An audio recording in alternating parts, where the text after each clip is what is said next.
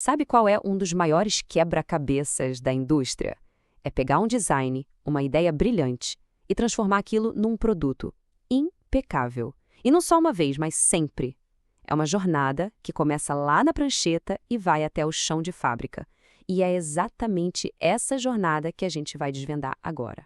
Pois é, a pergunta de US$ 1 milhão em qualquer linha de produção é essa. Como é que a gente garante que a qualidade não seja um golpe de sorte, mas sim uma certeza?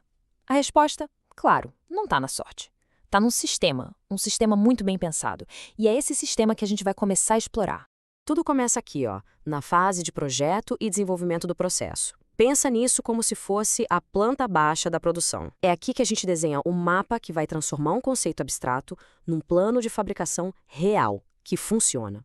E o que sai dessa fase, olha, não é só papelada, não. É, na verdade, uma verdadeira caixa de ferramentas. Cada documento, cada diagrama que surge daqui tem uma função muito específica: construir, controlar e, o mais importante de tudo, garantir a qualidade do que vai sair lá na ponta. Então, que tal a gente abrir essa caixa de ferramentas? O que a gente encontra aqui dentro, essas saídas do projeto de processo, são a espinha dorsal de qualquer operação de manufatura que realmente busca ser excelente. Para começar, a gente tem o alicerce, o fluxograma, que é o nosso mapa mostrando cada passo da jornada. O layout, que organiza o espaço físico para tudo fluir da melhor forma. A matriz de características. Essa é quase uma pedra de roseta, sabe? Ela conecta o que o cliente quer com o que a fábrica precisa fazer. E, claro, uma análise crítica de todo o sistema para ver se a base está sólida. Agora a mentalidade muda um pouco. A gente sai do planejamento e entra na prevenção. Ferramentas como o PFME, que é um nome complicado para uma ideia genial de antecipar o que pode dar errado, o plano de controle, que define como a gente vai ficar de olho no processo o tempo todo, e o MSA, que garante que os instrumentos de medição estão de fato medindo certo. Basicamente, a gente está construindo um escudo para proteger a qualidade. E para fechar, vem as ferramentas que botam o plano para rodar. Padrões de embalagem bem definidos para proteger o produto, estudos de capabilidade para a gente ter certeza de que a linha de produção dá conta do recado, o suporte da gerência, que é fundamental, e, claro, as instruções de processo, o guia da equipe que está lá na linha de frente. O ponto central aqui é o seguinte: nenhum desses documentos funciona sozinho. Pensa neles como um ecossistema. Todos eles juntos formam uma rede de segurança super robusta, onde cada parte alimenta e apoia a outra. É isso que blinda o processo. Só que dentro desse ecossistema todo tem uma ferramenta que se destaca. Uma que é a ponte final, sabe? O elo mais direto, mais humano, entre todo esse planejamento e a pessoa que, de fato, está lá, transformando a matéria-prima em produto. E essa ferramenta é a instrução de processo, ou como muita gente chama, a instrução de trabalho. É aqui que toda teoria, toda estratégia se transforma em ação. Uma ação padronizada e correta. A definição parece simples, mas ela é muito poderosa. São documentos feitos para o pessoal da operação. Objetivo? Garantir que o processo seja executado do jeito certo sempre. Não importa quem esteja fazendo. E aqui tem um detalhe que muda o jogo. Não adianta nada ter a instrução mais perfeita do mundo se ela fica guardada numa gaveta no escritório. Ela precisa estar lá, na linha de frente, fácil de acessar e de entender, no exato momento da ação. Ok, se essas instruções são tão vitais assim, como é que a gente cria uma? De onde vem toda essa informação? É como seguir uma receita de bolo, onde cada ingrediente precisa vir de uma fonte confiável para dar certo no final. Olha, esse fluxograma pode até assustar um pouco à primeira vista, mas ele mostra uma coisa fundamental. A instrução do operador não nasce do nada. Ela é o destino final de todo um fluxo de informação que começou lá atrás, no mapeamento do processo, passou pelas análises de risco e pelos planos de controle. Tudo está conectado. Vamos simplificar essa jornada. Pensa assim. Primeiro, o fluxograma define os passos. Segundo, o FMA olha para cada passo e pergunta: o que pode dar errado aqui? Terceiro, o plano de controle diz: é assim que a gente vai evitar que isso dê errado. E, por fim, a instrução do operador traduz tudo isso numa linguagem clara para quem vai executar. É uma cascata de conhecimento que vai da análise até a ação. Ou seja, os ingredientes para nossa receita vêm de todos esses lugares, das análises de risco, dos planos de controle, dos desenhos da engenharia e, claro, de uma fonte que não está em nenhum papel: o conhecimento e a experiência de quem já opera aquele processo. E a gente não está falando de coisas vagas, não. A instrução tem que ser específica. Qual a velocidade da máquina? Qual o tempo do ciclo? Qual a configuração da ferramenta? São esses detalhes que garantem que a operação seja sempre a mesma, sempre padronizada. E com isso, a gente chega no ponto crucial. Por que ter todo esse trabalho? Qual é o impacto real de se dedicar tanto tempo para criar esses documentos tão detalhados? A diferença é gritante. Um processo sem instruções claras gera o quê? Variabilidade, erros, inconsistência. Cada um faz de um jeito. Agora, um processo com instruções bem feitas alcança um padrão. E esse padrão leva diretamente para a qualidade e para a eficiência. É simples assim. No fim das contas, o objetivo é duplo. Primeiro, é capacitar quem está no chão de fábrica, dar a confiança e a ferramenta certa para que a pessoa faça um bom trabalho. E segundo, é garantir que cada peça, cada produto que sai daquela linha tenha a qualidade que a gente espera. E para a gente fechar, fica aqui uma reflexão. No dia a dia, aí no ambiente de trabalho, as instruções de processo são vistas como uma ferramenta que ajuda, que capacita, ou são vistas como mais um obstáculo, mais burocracia? A resposta para essa pergunta diz muito sobre a maturidade do sistema de qualidade de um lugar. Sabe, a gente costuma pensar em qualidade como algo que a gente verifica no final, né? Uma inspeção. Mas a verdadeira qualidade, aquela que realmente faz a diferença, ela não é encontrada, ela é projetada. É uma mudança total de perspectiva. Em vez de ficar apagando incêndio, a gente constrói uma estrutura à prova de fogo desde o começo. E isso, claro, nos joga direto na grande questão. Como é que se garante essa qualidade toda antes mesmo de a primeira peça sair da máquina? Parece mágica, mas não é. E é exatamente isso que a gente vai desvendar agora. A resposta, na verdade, está toda aqui. Pensa nisso como a planta baixa da produção. São as saídas, os documentos, os planos que surgem da fase de projeto de processo do APQP, que é o planejamento avançado da qualidade do produto. Ok, vamos dar uma olhada nisso. A lista de tudo que precisa ser entregue nessa fase é grande. Dá pra ver, né? Cobre literalmente tudo, desde como a peça vai ser embalada até o desenho do chão de fábrica. Mas, pra gente focar no que importa, hoje nós vamos mergulhar em 3 pilares que são, assim, a base de tudo. Sem eles, a casa desmorona. E o nosso primeiro pilar é a medição confiável. Porque, vamos combinar, a lógica aqui é muito simples, mas é poderosa. Não dá para controlar o que não se consegue medir direito. É o básico do básico. E aí que entra o plano de análise do sistema de medição, o famoso MSA. Mas olha só, o ponto-chave aqui, a palavra que realmente importa, é plano. A gente não está executando nada ainda, está só planejando. Estamos criando o roteiro, o passo a passo. E por que isso é tão importante? Porque um bom plano agora evita aquele caos lá na frente de descobrir que os instrumentos de medição não são confiáveis, quando a produção já está a todo vapor. Imagina o desastre. E um plano que se preze precisa ter tudo amarradinho. Tem que definir exatamente quais testes vão ser feitos, quem vai ser o dono daquele processo, a pessoa responsável por garantir que, sei lá, o paquímetro está calibrado e, claro, como a gente vai analisar os dados para ter certeza de que o sistema de medição é confiável. E aqui, ó, uma dica de ouro, uma dica estratégica. Com tanta coisa para medir, por onde a gente começa? Simples, pelo que é mais importante. A prioridade total tem que ser nas características críticas ou especiais, aquelas que, se saírem do controle, o impacto é gigante. É uma questão de foco. Beleza, então agora a gente já confia nas nossas medições. O próximo passo, lógico, é confiar no nosso processo. Porque, sério, de que adianta ter a melhor régua do mundo se o processo que fabrica o produto é uma bagunça, totalmente instável? É por isso que a gente vai agora para o nosso segundo pilar. E olha lá aí de novo, a palavra-chave plano. De novo, estamos projetando o futuro. O plano de estudo de capabilidade é basicamente o nosso roteiro para provar, com dados, que os novos processos de fabricação dão conta do recado, que eles conseguem produzir peças boas dentro do especificado de forma consistente.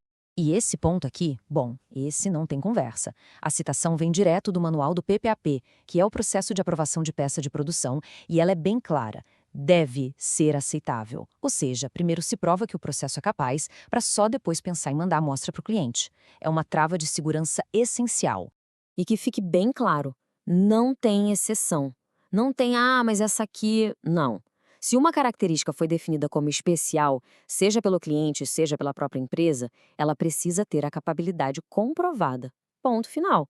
Isso mostra o nível de seriedade da coisa. Certo. Então já temos medições confiáveis e um plano para garantir um processo capaz. Mas o que amarra tudo isso? O que garante que o projeto não vai sair dos trilhos por falta de apoio? Exato, o nosso terceiro e último pilar de hoje, o suporte da gerência. E olha, isso aqui não é só mais uma reunião para mostrar slide, não. É um passo fundamental, uma ferramenta estratégica para todo mundo estar na mesma página, para conseguir ajuda, para resolver os pepinos que sempre aparecem e, claro, para garantir que o projeto tem o combustível necessário para continuar. Tá, mas o que significa suporte da gerência na prática? Significa, basicamente, manter quem decide informado do que está acontecendo. Significa ter a quem recorrer para ajudar a destravar um problema, é ter aquela confirmação de que o plano está no caminho certo e, talvez o mais importante de tudo, é garantir que a equipe tenha gente e grana para fazer o trabalho bem feito. Ah, e só para deixar claro um ponto importante. A norma automotiva, a IATF, exige que exista um planejamento do desenvolvimento. Isso é obrigatório. Agora, fazer essa reunião formal com a gerência em cada uma das fases do APQP, isso não está escrito na norma como obrigatório, mas é considerada uma excelente prática. É o que as empresas que têm sucesso fazem. Então, quando a gente olha para esses 3 pilares juntos, né, medição confiável, processo capaz e suporte gerencial, fica muito, muito claro o poder que um bom planejamento tem. É transformador. É exatamente essa mudança. É sair daquele modo reativo, de apagar incêndio o dia todo, para um modo proativo, onde a qualidade é pensada, planejada e construída dentro do processo desde o primeiro dia. Em outras palavras, a gente para de só inspecionar a qualidade e começa a construir a qualidade. E eu vou terminar com uma provocação para a gente pensar. Quando a gente leva em conta todo o retrabalho, os atrasos na entrega, a insatisfação do cliente, qual é, no fim do dia, o custo real de um planejamento mal feito? Fica aí a reflexão. Olá! Hoje a gente vai mergulhar fundo numa das etapas, mais cruciais no desenvolvimento de qualquer produto, a fase 4 do APQP. Vamos pensar nela como a grande ponte, aquela que liga o plano detalhado à produção em massa. É basicamente o teste final antes que tudo se torne realidade. Para quem não está tão familiarizado, o APQP, ou Planejamento Avançado da Qualidade do Produto, é como um roteiro. É um processo bem estruturado, sabe? Ele nasceu lá na indústria automotiva, mas hoje é usado em muitos lugares para garantir que a qualidade seja parte de cada etapa, desde a primeira ideia até a entrega para o cliente. Bom, nessa nossa análise de hoje, a gente vai fazer uma jornada. Vamos dar uma olhada geral no mapa do APQP e depois, claro, dar um zoom na fase 4. Vamos falar do ensaio geral, de como a gente mede o sucesso e, no final, por que tudo isso é tão, mas tão importante. Beleza, então vamos dar uma olhada nesse mapa. O APQP tem 5 fases principais. A primeira é o planejamento, onde se define tudo. Na segunda, o projeto do produto. A gente transforma as ideias em algo técnico. A terceira é o projeto do processo, que é basicamente planejar como vamos fabricar aquilo. A fase 4, nosso foco, é a validação. E por fim, a fase 5, produção e feedback, onde tudo já está rodando e a gente busca a melhoria contínua. É um ciclo completo, pensado para construir a qualidade desde o comecinho. E o nosso foco hoje está bem aí, na fase 4. É o verdadeiro campo de provas. É onde a teoria toda encontra a prática. E isso antes de apertar o botão e começar a produção em larga escala. É aqui que a coisa fica séria de verdade. Na fase 4, o objetivo é validar o processo de fabricação. É ter certeza de que tudo aquilo que foi planejado nas fases anteriores pode, de fato, ser produzido em série, com consistência e, claro, atendendo a todas as especificações. E olha, a fase 4 não começa do zero, não. Ela depende de um monte de documentos importantes que vêm da fase 3. A gente está falando do fluxograma do processo, da análise de falhas, dos planos de controle, da medição, ou seja, toda a base teórica já está ali prontinha. E qual é o objetivo? É pegar essa teoria toda e transformar em algo palpável, em realidade. A gente não está mais falando só de planos, mas sim de resultados concretos, uma corrida de produção real, avaliações dos sistemas de medição e, o mais importante, a aprovação final das peças. A atividade central da fase 4 é a chamada corrida piloto. A melhor forma de pensar nela é como um ensaio geral de uma peça de teatro. É a chance de testar tudo funcionando junto, em condições reais, antes da grande noite de estreia, que seria a produção em massa. E o que é essa corrida piloto na prática? Bem, ela tem que usar tudo da produção final. O ferramental, os equipamentos, o ambiente da fábrica, os operadores que vão trabalhar no dia a dia e até a velocidade de produção. A ideia é simular a realidade da forma mais fiel possível. E durante esse ensaio geral, vários objetivos são alcançados ao mesmo tempo. A gente valida se o processo consegue produzir peças dentro do esperado, testa os nossos sistemas de medição, confirma se a velocidade de produção é atingível, busca a aprovação formal das peças e até avalia a embalagem. É um teste completo. Agora, vamos falar de uma coisa que acontece durante a corrida piloto e que é fundamental: a análise de sistemas de medição, o MSA. Porque, vamos combinar, de que adianta ter um monte de dados se a gente não pode confiar em como eles foram coletados? E aí vem a grande questão. Quando a gente mede uma peça, como é que dá para ter certeza que a variação que a gente está vendo vem da peça e não do equipamento de medição ou até do operador? A resposta para isso é o MSA. São estudos estatísticos feitos justamente para analisar a variação que existe dentro do próprio sistema de medição. O foco aqui não é a peça, mas sim a confiabilidade e a consistência do método que a gente usa para medir. De um jeito bem simples, o MSA garante que a gente pode confiar na régua e não só no número que ela mostra. É uma verificação essencial para todos os dados de qualidade que vêm depois. Muito bem. Com a corrida piloto feita, os sistemas de medição validados, a gente chega na etapa final da fase 4, conseguir as aprovações para finalmente começar a produção em massa. E aqui estão os checkpoints finais.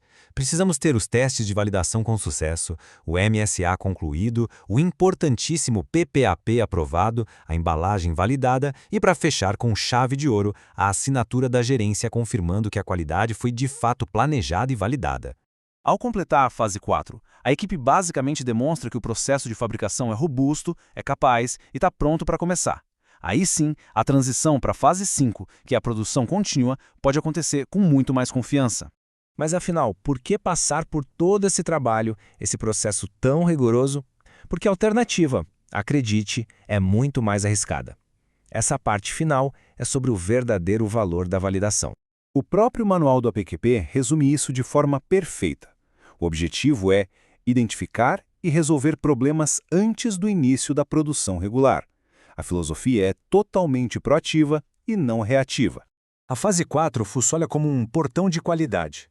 É o investimento que se faz no início para evitar custos gigantescos com falhas em campo, com recalls de produtos e com o dano à reputação da marca. É uma etapa que protege tanto a empresa quanto o consumidor final. Isso tudo nos deixa com uma última reflexão. Se a gente parar para pensar nos riscos de peças com defeito, clientes insatisfeitos, recalls, qual será o verdadeiro custo de decidir simplesmente pular o ensaio geral?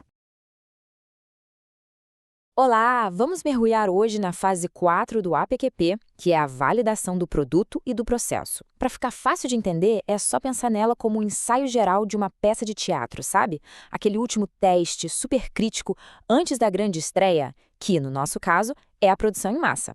Vamos ver por que essa etapa é tão, mas tão importante. Pois é. Essa é a pergunta de $1 milhão que toda a indústria se faz, né? Como é que se garante com certeza mesmo que tudo vai sair perfeito na hora que a gente apertar o botão para produzir milhares ou até milhões de peças? E a resposta, claro, não é contar com a sorte. É método, é processo. A fase 4 do APQP é justamente essa solução, uma solução estruturada, pensada para tirar o achismo da jogada e garantir a qualidade lá na ponta. Ok, então para garantir essa qualidade, a fase 4 não é só um conceito não, é praticamente um checklist bem detalhado. Vamos dar uma olhada nas principais entregas, o que a gente chama de saídas, que fazem parte desse grande ensaio geral. Esse aqui é o nosso mapa do tesouro para validação. Cada um desses itens é uma camada de segurança, uma verificação a mais.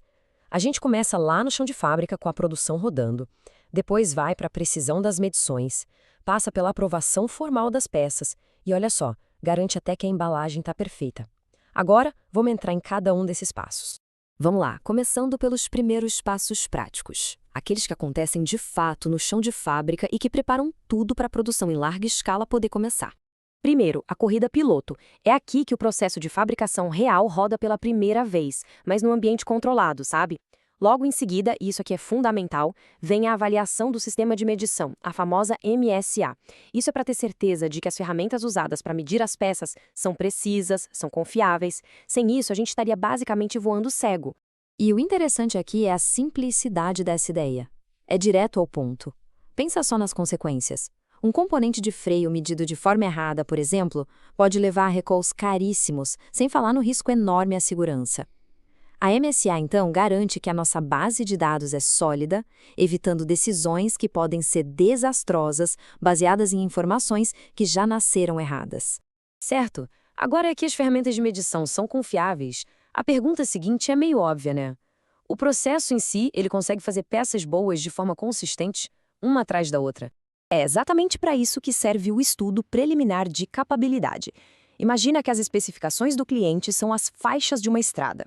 Esse estudo usa estatística para ver se o nosso processo consegue dirigir sempre no meio da pista, sem nunca encostar nas bordas. É a garantia de que cada peça vai sair dentro do esperado. E olha, isso não é algo opcional, é considerado uma boa prática fundamental na indústria.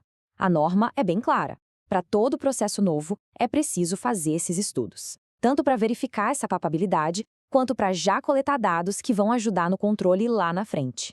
Agora, a gente chega no clímax dessa fase, a hora da verdade. É o momento em que entra o famoso processo de aprovação da peça de produção, mais conhecido pela sigla PPAP. O ponto central do PAPAP é uma única palavra: prova, evidência, nada de achismo. As palavras em destaque dizem tudo. É preciso ter evidências de que os requisitos foram compreendidos e que o processo tem o potencial de entregar o que foi prometido na velocidade combinada. É o documento definitivo que diz: sim, nós entendemos o recado e nós damos conta de fazer. E, de novo, a formalidade é a chave de tudo. A aprovação tem que ser documentada. Isso cria um registro oficial, como se fosse um portão de qualidade, que só pode ser aberto depois de tudo conferido, antes de qualquer peça ir para o cliente. Beleza. Com a aprovação do PPAP na mão, a gente parte para as últimas checagens. Aquelas que garantem que o produto não só é bem feito, mas que ele funciona do jeito que se espera e, claro, que chegue inteiro no destino. Os testes de validação da produção são a prova dos 9. Se no PPAP a gente provou que o processo consegue fazer a peça, agora a gente prova que as peças que foram feitas de verdade no processo final são perfeitas, que atendem a todos os padrões de engenharia, de funcionamento e até de aparência. E aqui está uma definição perfeita do que validação realmente significa nesse mundo. Não é uma opinião, é uma confirmação baseada em evidência objetiva de que o produto faz exatamente o que o usuário final precisa que ele faça. Simples assim. E, poxa, não adianta nada fazer um produto perfeito se ele vai quebrar no caminho, certo? Parece um detalhe, mas essa avaliação envolve testes de queda, de vibração, de condições climáticas, tudo para simular a jornada completa do produto até o destino final. E para fechar com chave de ouro, vem as formalidades. O plano de controle, que é o guia da produção em massa, é finalizado. E o que é super importante, a gerência dá o seu aval formal, assinando o planejamento. É a luz verde definitiva. E assim, a gente fecha o ciclo, da primeira pecinha de teste lá no chão de fábrica até a assinatura final da diretoria. Todo esse processo, todo esse grande ensaio geral serve para uma única coisa: garantir que a estreia, ou seja, a produção em massa, seja um sucesso absoluto sem surpresas. Isso tudo deixa a gente com uma pergunta final para pensar. Depois de ver todos esses passos, todo esse rigor, fica claro, né? Um processo que não passa por uma validação dessas, ele está mesmo de verdade pronto para encarar o mundo real? Sabe aquela ideia de produto que parece genial? Todo mundo já teve uma, né? Agora, transformar essa ideia em milhares de unidades perfeitas, todas iguais, sem nenhuma falha, aí é que o desafio começa de verdade. E é exatamente esse quebra-cabeça que a gente vai montar hoje. Para guiar a nossa conversa, a gente tem um roteiro bem claro. Primeiro, vamos entender essa jornada da ideia até a produção. Depois, a gente detalha o mapa da validação, mergulha num documento fundamental chamado plano de controle, vê como rola a aprovação final e, para fechar, discute o papel da liderança nisso tudo. Ok, então vamos lá. Começando pelo começo. Essa transição de um conceito na cabeça para um item sendo fabricado em massa é um caminho cheio de armadilhas.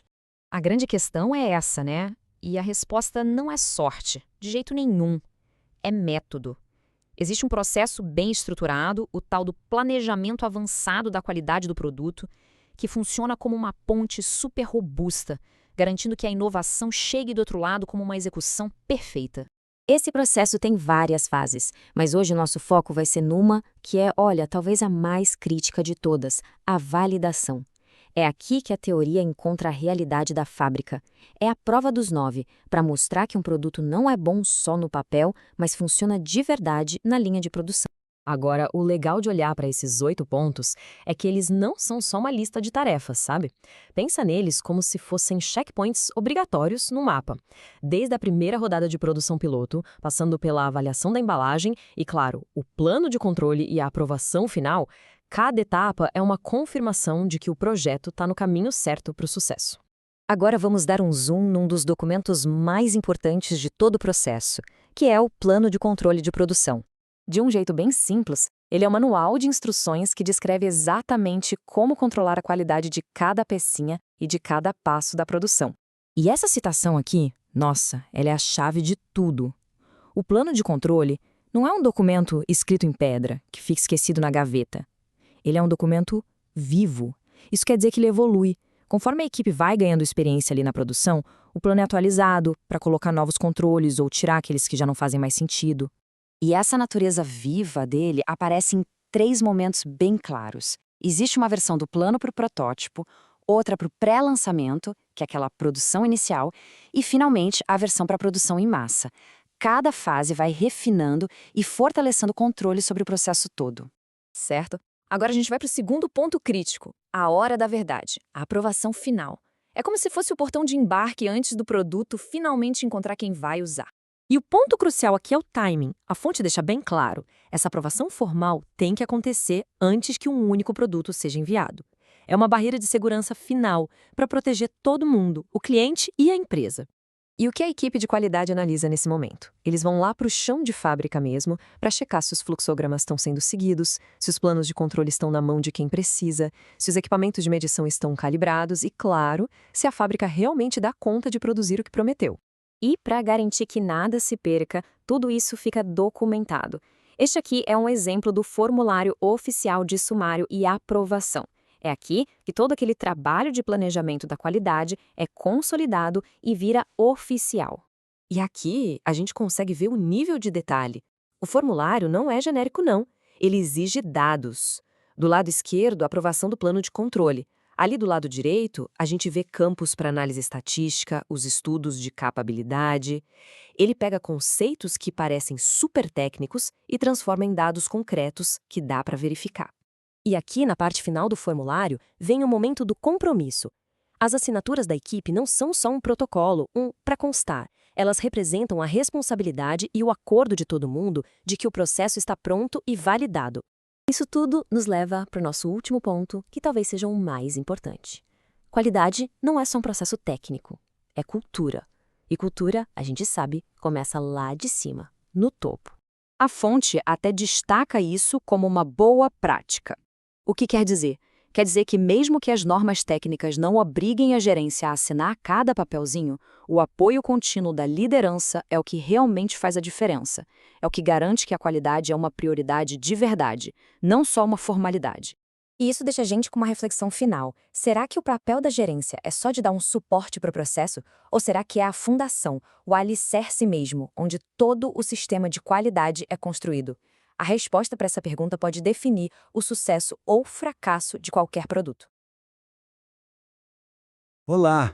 Sabe, muita gente pensa que o trabalho duro acaba quando um produto finalmente chega ao mercado. Mas, na verdade, é bem aí que a jornada da qualidade entra na sua fase mais crítica. Hoje, a gente vai desvendar a 5ª e última fase do APQP, aquela etapa que rola depois do grande lançamento. Então, fica aquela pergunta no ar, né? Depois de todo o planejamento, dos protótipos, da validação, será que o lançamento do produto significa que o processo acabou? Missão cumprida e pronto? A resposta é um sonoro e definitivo não. Na verdade, o lançamento abre as portas para o teste mais importante de todos, o teste do mundo real. É aqui que o planejamento da qualidade é colocado à prova para valer. Ok, vamos mergulhar nisso. Depois do lançamento, a gente entra na fase de manufatura contínua. É nesse momento que os resultados do mundo real começam a aparecer, com todas as suas variáveis, né? As que a gente esperava e, bem, as que não esperava também. É a hora de avaliar se o planejamento foi eficaz e ver como o processo se comporta sob pressão constante. E para entender a importância dessa fase final, é fundamental ver onde ela se encaixa no mapa completo. O APQP, ou o Planejamento Avançado da Qualidade do Produto, é uma jornada bem estruturada. E aqui está o mapa dessa jornada. Repara só como tudo flui. Começa com o planejamento, aí avança para o projeto e desenvolvimento do produto e do processo, depois vai para a validação e, finalmente, chega na fase 5, que é o nosso foco, a análise da retroalimentação e ação corretiva. Não é um fim, mas sim um ciclo que continua girando. O que é realmente fascinante no APQP é como ele foi todo desenhado para ser um fluxo contínuo de informação. Nada se perde no caminho. Cada fase entrega o bastão para a seguinte de uma forma muito, muito precisa. Isso aqui ilustra essa passagem de bastão de maneira brilhante. Os resultados da fase 4, como os testes de validação ou o plano de controle de produção, eles não são o ponto final. Na verdade, eles são os dados de entrada para a fase 5. É um ciclo perfeitamente conectado. Então, se a fase 5 começa com os dados da fase anterior, qual é o objetivo dela? O que se espera alcançar? Bom, existem 4 resultados principais, que são como 4 pilares que sustentam o sucesso de um produto ao longo prazo. O primeiro pilar é a tal da variação reduzida. O grande pulo do gato aqui é que, depois do lançamento, a palavra de ordem é consistência. O objetivo é tornar o processo tão previsível que cada produto que saia da linha seja idêntico ao anterior. Menos variação significa mais confiança, mais qualidade. Simples assim. E a consequência direta de um processo consistente é, claro, o segundo pilar, a satisfação do cliente. Isso não é um objetivo vago, não. É um resultado que dá para medir, que vem de entregar exatamente o que foi prometido sempre. Clientes satisfeitos são, no fim das contas, o retorno do investimento em um processo estável. O terceiro pilar, ele expande o conceito de qualidade. A lição aqui é que a experiência com o produto não acaba na hora da compra. Uma excelência na entrega e na assistência técnica garante que a percepção de qualidade do cliente seja mantida durante toda a jornada dele com a marca. E por fim, o quarto pilar é um verdadeiro investimento no futuro, as lições aprendidas. A ideia estratégica aqui é transformar a experiência desse produto em conhecimento para o próximo. O que deu certo, onde a gente errou, capturar isso de forma sistemática cria uma organização que não repete os mesmos erros e que inova muito mais rápido. Se a gente olhar para esses 4 pilares juntos, todos eles apontam para uma única grande meta. Um conceito que é o verdadeiro motor por trás dessa fase final, a melhoria contínua. Agora, o que é realmente interessante aqui é como a melhoria contínua lida com a variação. Existem as causas especiais, que são aqueles problemas pontuais, sabe? Fáceis de identificar. Mas o verdadeiro desafio, a joia da coroa, está nas causas comuns, aquela variação natural que todo processo tem. A meta é justamente reduzir sistematicamente essa variação que é inerente ao processo. E como isso é feito? Não é na base do achismo, claro.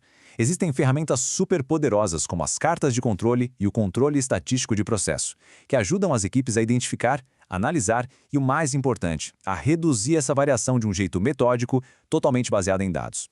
Então, o ponto crucial é este, e está resumido aqui perfeitamente. A missão da melhoria contínua é ter um foco incansável no controle e na redução da variação. É isso, no fim do dia, que transforma um bom processo em um processo excelente. E isso tudo nos deixa com uma reflexão final. O lançamento não é o fim, é o começo de um ciclo de aprendizado e de aperfeiçoamento.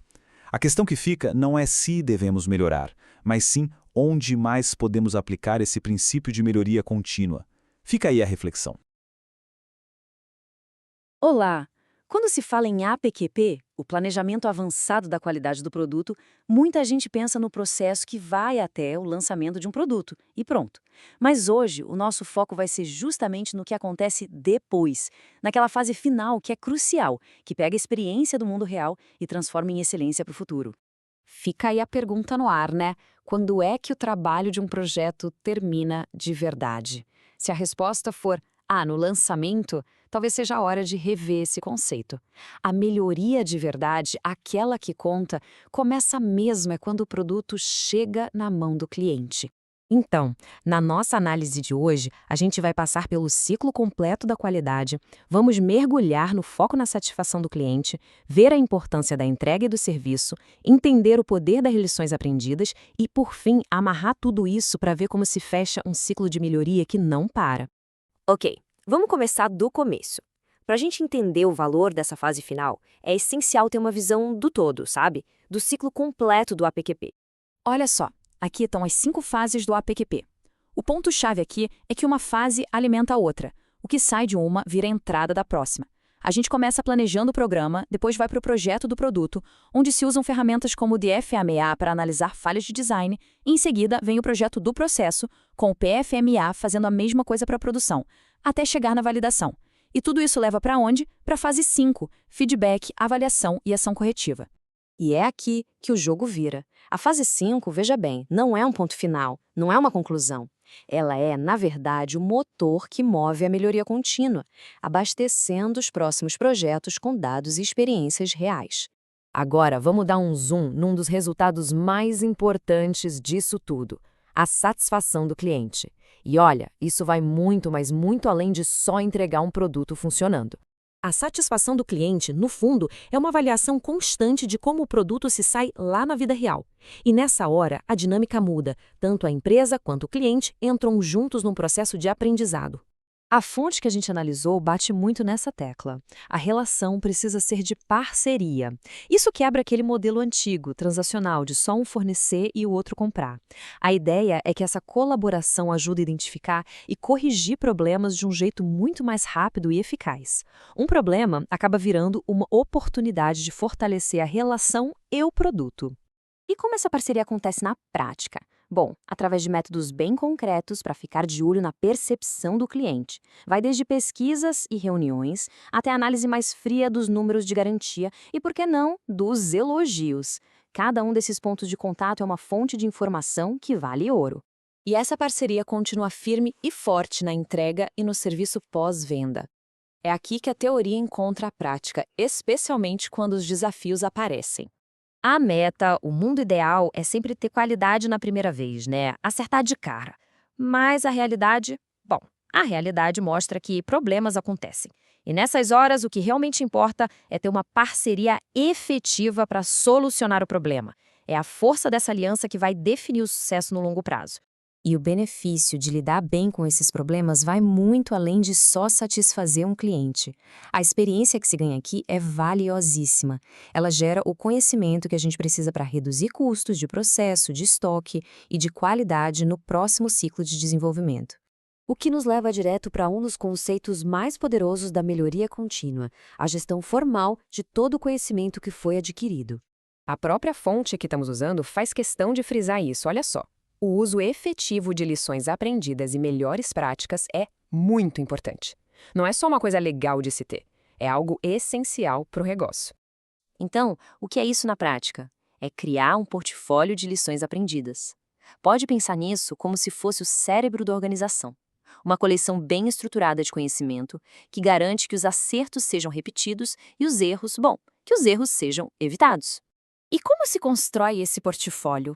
Ele é alimentado por uma análise bem crítica do que funcionou e do que não funcionou, pela revisão de dados de garantia, pelo estudo de ações corretivas e, um ponto crucial, aproveitando os insights de estudos como o DFMA e o PFMA, aquelas análises de falhas no design e no processo de produção. E assim a gente chega ao fechamento do ciclo. Todo esse esforço de feedback e aprendizado se consolida em 4 resultados que são chave para tudo. As saídas da fase 5 são bem claras. A redução da variação no processo, o que significa mais estabilidade, o aumento da satisfação do cliente, uma entrega e uma assistência técnica que são de fato eficazes e, claro, o uso sistemático das lições aprendidas. Mas a grande sacada é esta. Esses 4 resultados não são o fim da linha, de jeito nenhum. Eles são a principal entrada para a fase 1 do próximo projeto. É isso que fecha o loop e cria o famoso ciclo de melhoria contínua, fazendo com que a organização fique sempre aprendendo e melhorando. E para fechar, fica uma reflexão. Olhando para os processos e produtos que estão por aí, Qual é aquela lição aprendida, aquele insight que, se fosse capturado e aplicado de verdade, teria o poder de transformar completamente o próximo projeto? Fica aí para a gente pensar. Olá! Hoje o nosso papo é sobre uma ferramenta que é, olha, a espinha dorsal da qualidade na manufatura. A gente está falando da metodologia de plano de controle. Para quem está no dia a dia da produção, esse é o verdadeiro roteiro para a excelência.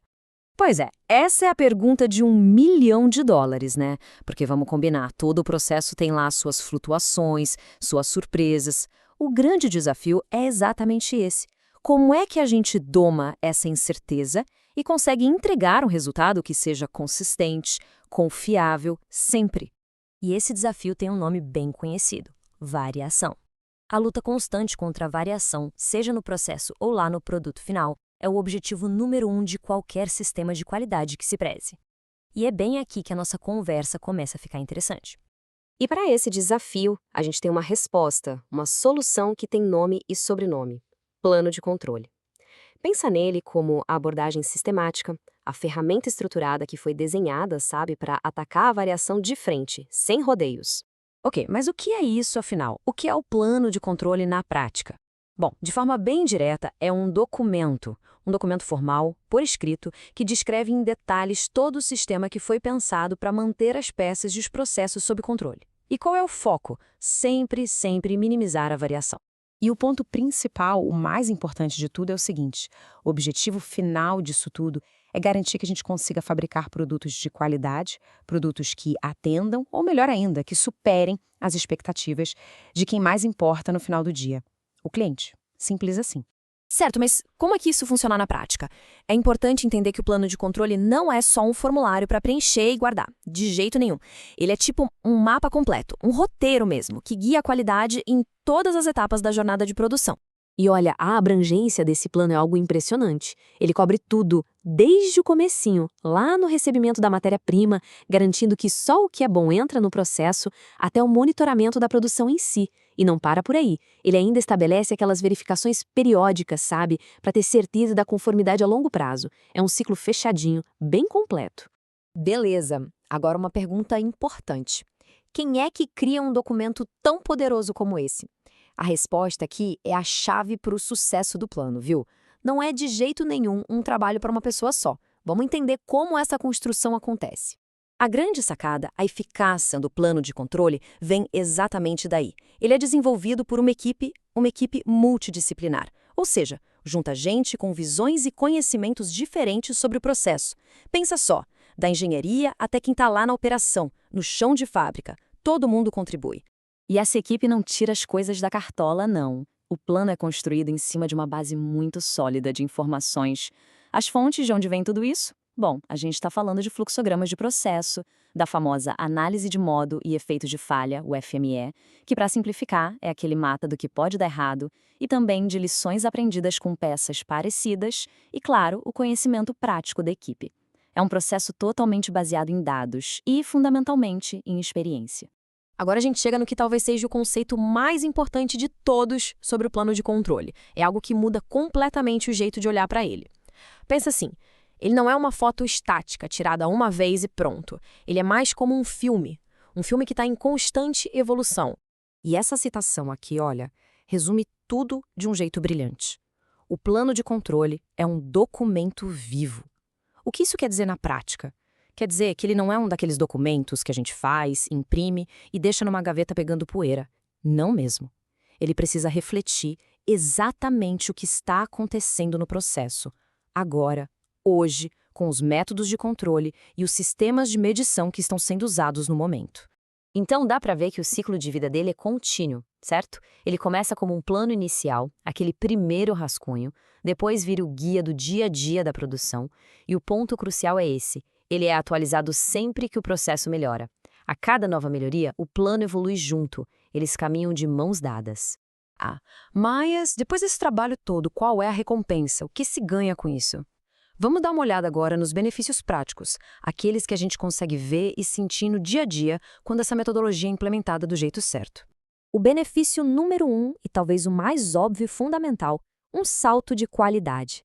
Como o plano foca exatamente nas fontes reais da variação, Ele ajuda a reduzir, e reduzir drasticamente, viu, os desperdícios e, claro, a melhorar a consistência do produto que chega lá na ponta. Em segundo lugar, um impacto direto no negócio, a satisfação do cliente. Sabe por quê? Porque o plano ajuda a direcionar os recursos, o tempo, os esforços para aquelas características que são realmente importantes para quem está comprando. O resultado? Um aumento de satisfação muito mais eficiente. Chega de gastar energia com aquilo que não agrega valor para o cliente. E por último, um benefício que às vezes a gente subestima, mas que amarra tudo isso, a comunicação. Pensa bem, por ser um documento vivo, centralizado, ele vira a ferramenta principal para alinhar todo mundo na equipe. Qualquer alteração do processo, nos métodos de controle, nas medições, tá tudo lá. Todo mundo fica na mesma página, falando a mesma língua. Então, para a gente resumir, os ganhos são muito claros. A gente tem uma qualidade melhor, com menos desperdício, uma satisfação do cliente lá em cima, porque os recursos estão sendo bem aplicados, e, para fechar, uma comunicação muito mais fluida e alinhada entre toda a equipe. É ou não é uma combinação poderosa? Portanto, a grande lição que fica aqui é a seguinte: o plano de controle é muito, mas muito mais do que um simples documento burocrático. Ele é, na verdade, uma estratégia dinâmica, viva, colaborativa, para se alcançar a excelência operacional. E para a gente fechar, fica uma reflexão. Pensa em qualquer processo produtivo por aí. Qual será o custo de não ter um documento vivo como esse para guiar a qualidade? Em que pontos a incerteza ainda reina? Onde ela poderia ser transformada em excelência? Fica aí a provocação para a gente pensar. Olá! Hoje a gente vai desvendar uma ferramenta que, olha, é essencial na gestão da qualidade. O plano de controle. Para muita gente, pode parecer só um formulário chato, burocrático, mas, na verdade, ele é um roteiro super dinâmico que garante a excelência lá na produção. Vamos entender como? Olhando para ele assim, inteirão, dá para entender por que assusta um pouco, né? É tanto campo, tanta coluna, mas calma. A gente vai quebrar isso em partes, porque cada espacinho aí tem um propósito fundamental para evitar que as coisas deem errado. Então, fica a pergunta no ar. Isso é só mais um papel para preencher ou é de fato a chave para uma qualidade consistente? A resposta é que, quando bem usado, esse documento se torna a ferramenta definitiva para prevenir aqueles erros que custam caro e, claro, garantir a satisfação do cliente. É isso que a gente vai explorar a fundo agora.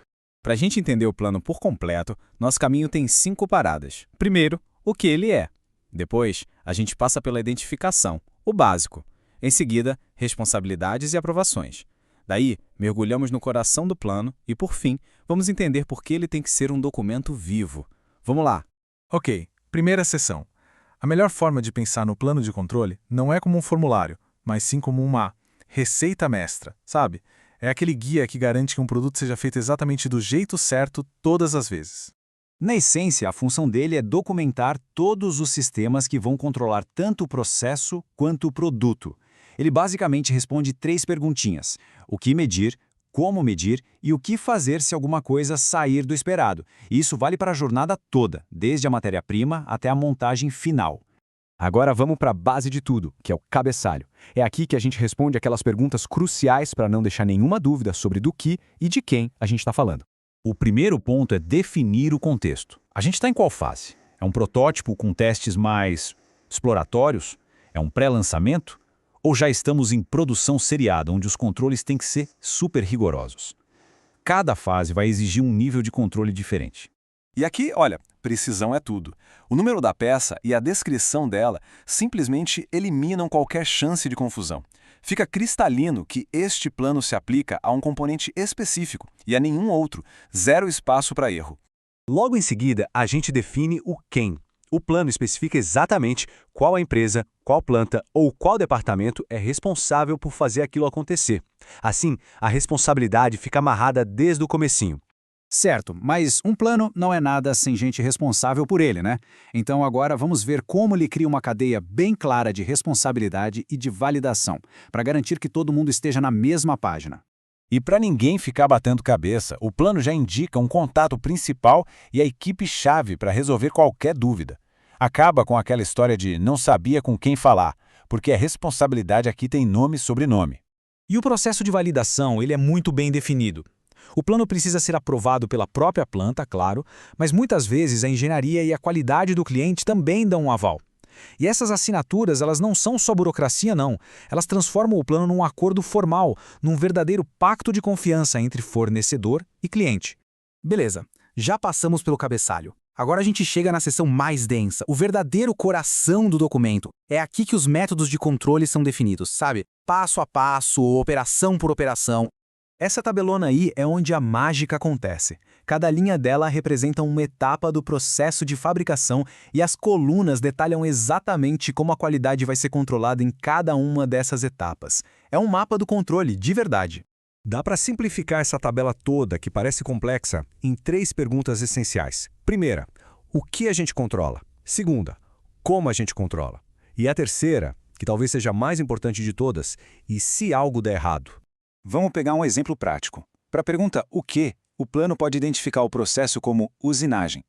Já para a pergunta como, ele especifica a técnica, tipo medição com paquímetro digital. Ou seja, o plano conecta a operação direto com a ferramenta de controle. Simples assim. E isso nos leva ao plano de reação, que responde àquela pergunta do e se? Ele já deixa definido, preto no branco, o que fazer se algo sair da especificação, segregar o lote, ajustar a máquina ou, em casos mais graves, até parar a produção.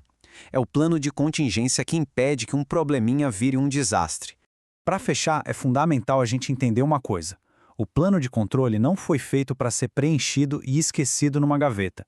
Ele precisa ser uma ferramenta ativa, dinâmica, lá no chão de fábrica. E a informação que está no plano não surge do nada. Os processos, por exemplo, vêm do fluxograma. E as características mais críticas que a gente precisa controlar muitas vezes são definidas lá no FEMEA, que é aquela análise para prever e evitar falhas. Ou seja, está tudo amarradinho, uma coisa conversa com a outra. Resumindo a ópera, os benefícios são gigantescos. Garante consistência, previne defeitos, documenta o conhecimento do processo, serve como um guia de treinamento e, no fim das contas, reduz desperdício e custo. Por tudo isso, dominar esse documento é uma habilidade vital para qualquer profissional da área da qualidade. E a gente termina com uma reflexão. No dia a dia, o plano de controle é um arquivo morto ou uma ferramenta ativa? Ele está na gaveta ou lá no chão de fábrica guiando as operações de verdade? A resposta a essa pergunta pode definir o sucesso ou o fracasso de um produto. Olá, hoje vamos mergulhar de cabeça e desmistificar um dos documentos mais importantes no mundo da produção, o plano de controlo. Vamos ver juntos como este documento, passo a passo, transforma um desenho técnico num produto de alta qualidade. Pois é, quando olhamos para este formulário assim de repente, ele pode parecer um bicho de 7 cabeças, não é? Mas na verdade ele é a grande resposta para um desafio gigante na indústria. Como é que a gente garante que o que foi projetado é exatamente o que sai da linha de produção, sempre, com a mesma qualidade? Então, o nosso roteiro para esta análise está traçado. Começamos com uma introdução, para pôr toda a gente na mesma página. Depois, vamos entender a diferença fundamental entre características de produto e de processo. A seguir, vemos como definir normas e tolerâncias. Daí, partimos para os métodos e avaliação. E no final, juntamos todas as peças para ver o sistema a funcionar como um todo. Vamos a isso? Muito bem. Então, o que é, afinal, o plano de controle? Pensem nele como o tradutor oficial entre o pessoal da engenharia, que vive no mundo dos desenhos e especificações, e o pessoal do chão de fábrica, que faz a coisa acontecer. Ele pega naqueles requisitos técnicos todos e traduz em ações claras e diretas. A ideia aqui é uma mudança de mentalidade, percebem? A qualidade não pode ser só uma inspeção lá no final, para ver se deu certo. Não, ela tem de ser construída em cada etapa, e o plano de controle é exatamente a ferramenta que faz isso acontecer, garantindo a qualidade desde o primeiro parafuso. Ok, agora vamos entrar no coração da coisa, começando pela pergunta mais básica. O quê? O que é que estamos de facto a controlar? E aqui a gente precisa de entender a diferença entre 2 tipos de características que são a base de tudo. É crucial. Para começar, vamos olhar ali para a coluna 19, características do produto. Isto é basicamente o resultado final. É o diâmetro daquela peça, a cor exata daquele painel, a resistência daquele material, é o que o cliente vai ver e tocar. A definição formal diz que são as propriedades descritas nos desenhos de engenharia. E atenção, um ponto super importante. É aqui que as chamadas características especiais, aquelas que são absolutamente críticas, têm de estar listadas e bem destacadas. Agora vamos para o outro lado da moeda, ali na coluna 20, as características do processo. Se as do produto são o resultado, estas aqui são as variáveis do caminho para chegar lá. E aqui está a sacada principal, a relação de causa e efeito. Para controlar o resultado, é preciso dominar as causas. É quando a gente controla estas variáveis do processo que, de facto, garantimos a qualidade do produto. É aqui que o jogo é ganho. Para isto ficar cristalino, vamos pensar numa coisa bem simples. Fazer um bolo. A textura fofa do bolo pronto? Isso é a característica do produto, é o nosso objetivo. E a temperatura do forno e o tempo que ele fica lá a cozer. Essas são as características do processo. A gente controla a temperatura e o tempo para garantir aquela textura. Simples, né? Mas é exatamente essa a lógica. Beleza. Então já sabemos o que controlar. O próximo passo lógico é quão bem precisamos de controlar. Qual é o padrão de qualidade? É aqui que as especificações e as tolerâncias entram para traçar a linha entre o que é aceitável e o que não é. Na coluna 21, a gente dá destaque ao que é mais importante. Esta classificação é como um marcador fluorescente. É o sistema a dizer: ei pessoal, atenção máxima aqui, esta característica é absolutamente crítica. E claro, isto não é feito de forma aleatória. Usa-se símbolos, muitas vezes definidos pelo próprio cliente, para marcar pontos que afetam diretamente a segurança, o cumprimento de leis, a função da peça ou até a aparência. Resumindo, são os itens que simplesmente não podem falhar. Certo, mas crítico como? Quais são os números, qual é o alvo exato e qual é a margem de erro que podemos ter? A resposta para isso está bem aqui, na coluna 22. E aqui tem um ponto fundamental. Estes números não são tirados da cartola, não são achismos. Eles vêm diretamente dos documentos oficiais de engenharia. E por que é que isso é tão importante? Para garantir que toda a gente, do design à produção, está a trabalhar com o mesmo rigor e com os mesmos objetivos. Ok, a teoria está clara. Já sabemos o que medir e quais são os limites. Mas, e na prática? Como é que a gente põe isto a rodar no dia a dia, lá no chão de fábrica? Agora entramos na parte mais prática do plano. A primeira parte da resposta está aqui, na coluna 23. Ela diz-nos como vamos medir, ou seja, quais ferramentas e sistemas vamos usar. Porque, vamos ser sinceros, não adianta ter um plano lindo se os dados que recolhemos não são confiáveis, certo? Esta coluna detalha o equipamento e, mais importante, exige uma coisa chamada MSA, ou Análise de Sistemas de Medição. Basicamente, é um estudo para ter a certeza de que as nossas ferramentas de medição estão a funcionar bem. Pensem assim, se a balança estiver desregulada, não importa o que a gente pese, o valor vai estar sempre errado. Aqui é a mesma lógica. Um sistema de medição com falhas põe todo o plano por terra. Logo a seguir, na coluna 24, a gente define a logística. Ok, temos a ferramenta certa, mas vamos medir cada peça, o tempo todo? É aqui que se define quantas peças vamos verificar e com que frequência. Parece simples, e é, mas é uma decisão estratégica. É aqui que se encontra o ponto de equilíbrio perfeito entre um controle super rigoroso e a eficiência da produção. E tudo isso nos leva à coluna 25, que para muitos é a mais importante de todas, o método de controlo. Se as outras colunas eram o quê, porquê e como medir, esta aqui é a estratégia de como vamos manter o processo debaixo de controlo. É o cérebro da operação. Olha só o peso disto. O próprio manual de referência da indústria diz que esta coluna é um dos elementos fundamentais para um plano de controle efetivo. Mais claro que isto é impossível. E como é que a gente define este método? Primeiro, é preciso pensar no que pode correr mal. É a análise de risco, conhecida como FMA. Com base nisso, a gente descreve a abordagem. Pode ser algo super avançado, como controle estatístico de processo, ou algo incrivelmente simples e genial, como um sistema à prova de erro, o famoso Pokayoke, que impede fisicamente que um erro aconteça. E com isso, chegamos à grande conclusão. Depois de passarmos por todas estas colunas, o mais importante a reter é que o plano de controlo não é só uma lista de tarefas para preencher. É um sistema vivo, integrado, onde cada parte conversa com a outra. Reparem como uma coisa leva à outra. É uma cascata lógica.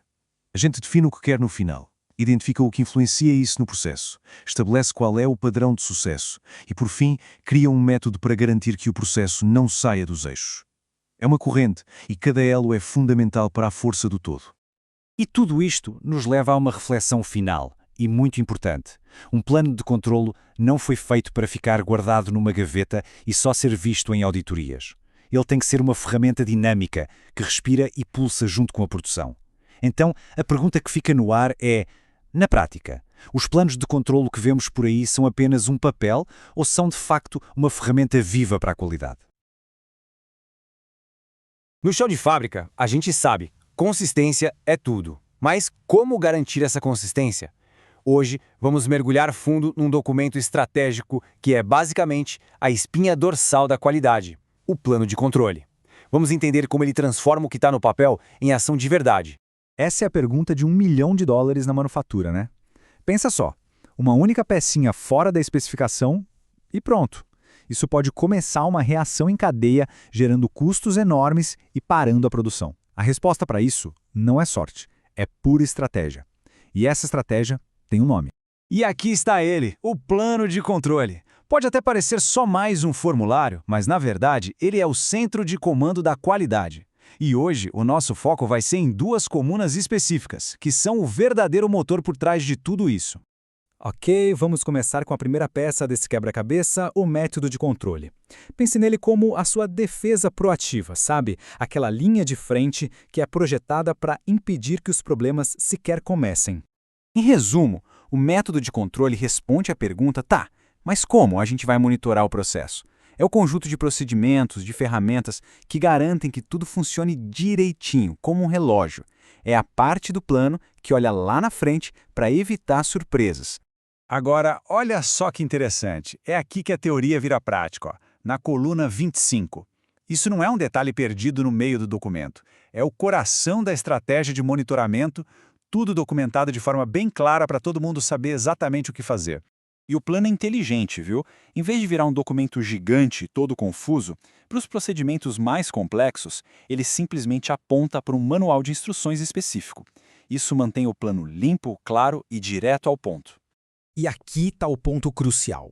Um plano de controle não é um documento para ser feito e esquecido na gaveta, de jeito nenhum. Ele é um organismo vivo. Se o processo muda ou se a capacidade de produção melhora, o método de controle precisa ser reavaliado. Afinal, um plano estático é um plano inútil.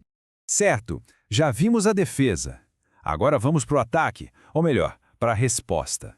O que acontece quando alguma coisa, mesmo com todos os controles, sai do esperado?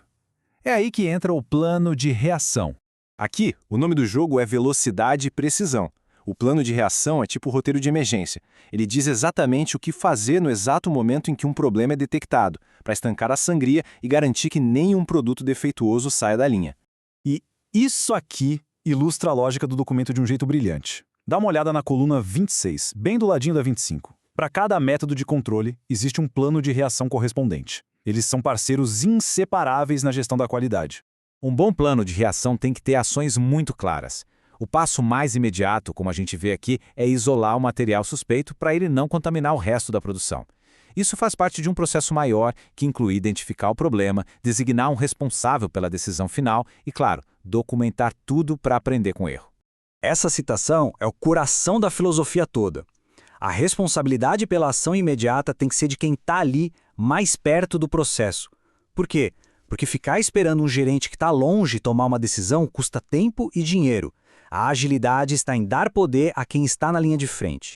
E quem são essas pessoas que respondem primeiro? Geralmente são o operador da máquina, o controlador de qualidade da linha ou o supervisor. O plano não deixa nenhuma dúvida. Ele especifica direitinho quem tem a autoridade para apertar o botão de emergência e iniciar a resposta. Ok, então vimos a defesa e a resposta separadamente. Mas a verdadeira mágica acontece quando a gente junta essas peças. Vamos ver como essa combinação cria um sistema de qualidade que é realmente robusto. Este quadro resume tudo perfeitamente. O método de controle é a estratégia proativa, que monitora o processo para prevenir problemas. Já o plano de reação é a ação reativa, que corrige o processo para gerenciar problemas que já aconteceram. Um olha para o futuro, o outro lida com o presente. Simples assim. E o resultado dessa parceria é um sistema muito poderoso. Um sistema que não só busca a perfeição, mas que de forma inteligente também sabe exatamente como lidar com a imperfeição quando ela aparece. É isso que garante a estabilidade do processo e a confiança no produto final. E para fechar, fica a reflexão. No ambiente de trabalho, o plano de controle é um documento estático que só sai da gaveta para a auditoria ou é uma ferramenta viva, pulsante, lá no coração da produção? A resposta para essa pergunta define a diferença entre uma qualidade que só reage e uma excelência que é proativa. Hoje a gente vai mergulhar fundo num documento que é basicamente o cérebro por trás da qualidade na indústria, o plano de controle. E olha, para a gente entender o poder disso, vamos começar com uma peça que todo mundo conhece, mas que guarda um segredo incrível de perfeição. Bom, vamos lá, começando pelo produto. Imagina uma grade de carro. Parece uma coisa simples, né? Mas não é só um pedaço de plástico. É o rosto do carro, a primeira impressão que fica. E quando a gente fala em perfeição aqui, é para levar a sério mesmo. Na indústria automotiva não existe tá quase bom. Cada grade que sai da linha de produção tem que ser um espelho da outra, sem tirar nem pôr. A exigência é altíssima. E essa perfeição está nos mínimos detalhes. O pessoal do controle de qualidade fica de olho em defeitos minúsculos, tipo manchas na superfície, sabe? Ou umas linhas de fluxo que parecem uns arranhões no plástico. Ou até marcas de rechupe, que são umas imperfeições meio afundadas. E claro, as medidas têm que ser exatas para tudo encaixar no carro como uma luva, sem nenhuma folguinha. E aí que vem o grande desafio, porque não estamos falando de fazer uma peça só, mas de produzir milhares, dezenas de milhares delas. Como é que se garante essa consistência impecável, peça após peça, dia após dia? Bom, a resposta para isso está na máquina. Então, vamos dar uma olhada na máquina por trás dessa mágica toda. É aqui que a coisa fica um pouquinho mais técnica, mas prometo que é bem interessante. Essa peça é feita numa injetora de plástico. Pensa nela como se fosse um robô, só que extremamente preciso. Uma vez que ela está programada, ela faz a mesma tarefa com os mesmos parâmetros de temperatura, pressão, tempo, de novo e de novo e de novo. Incansavelmente. E tudo isso controlado por computador.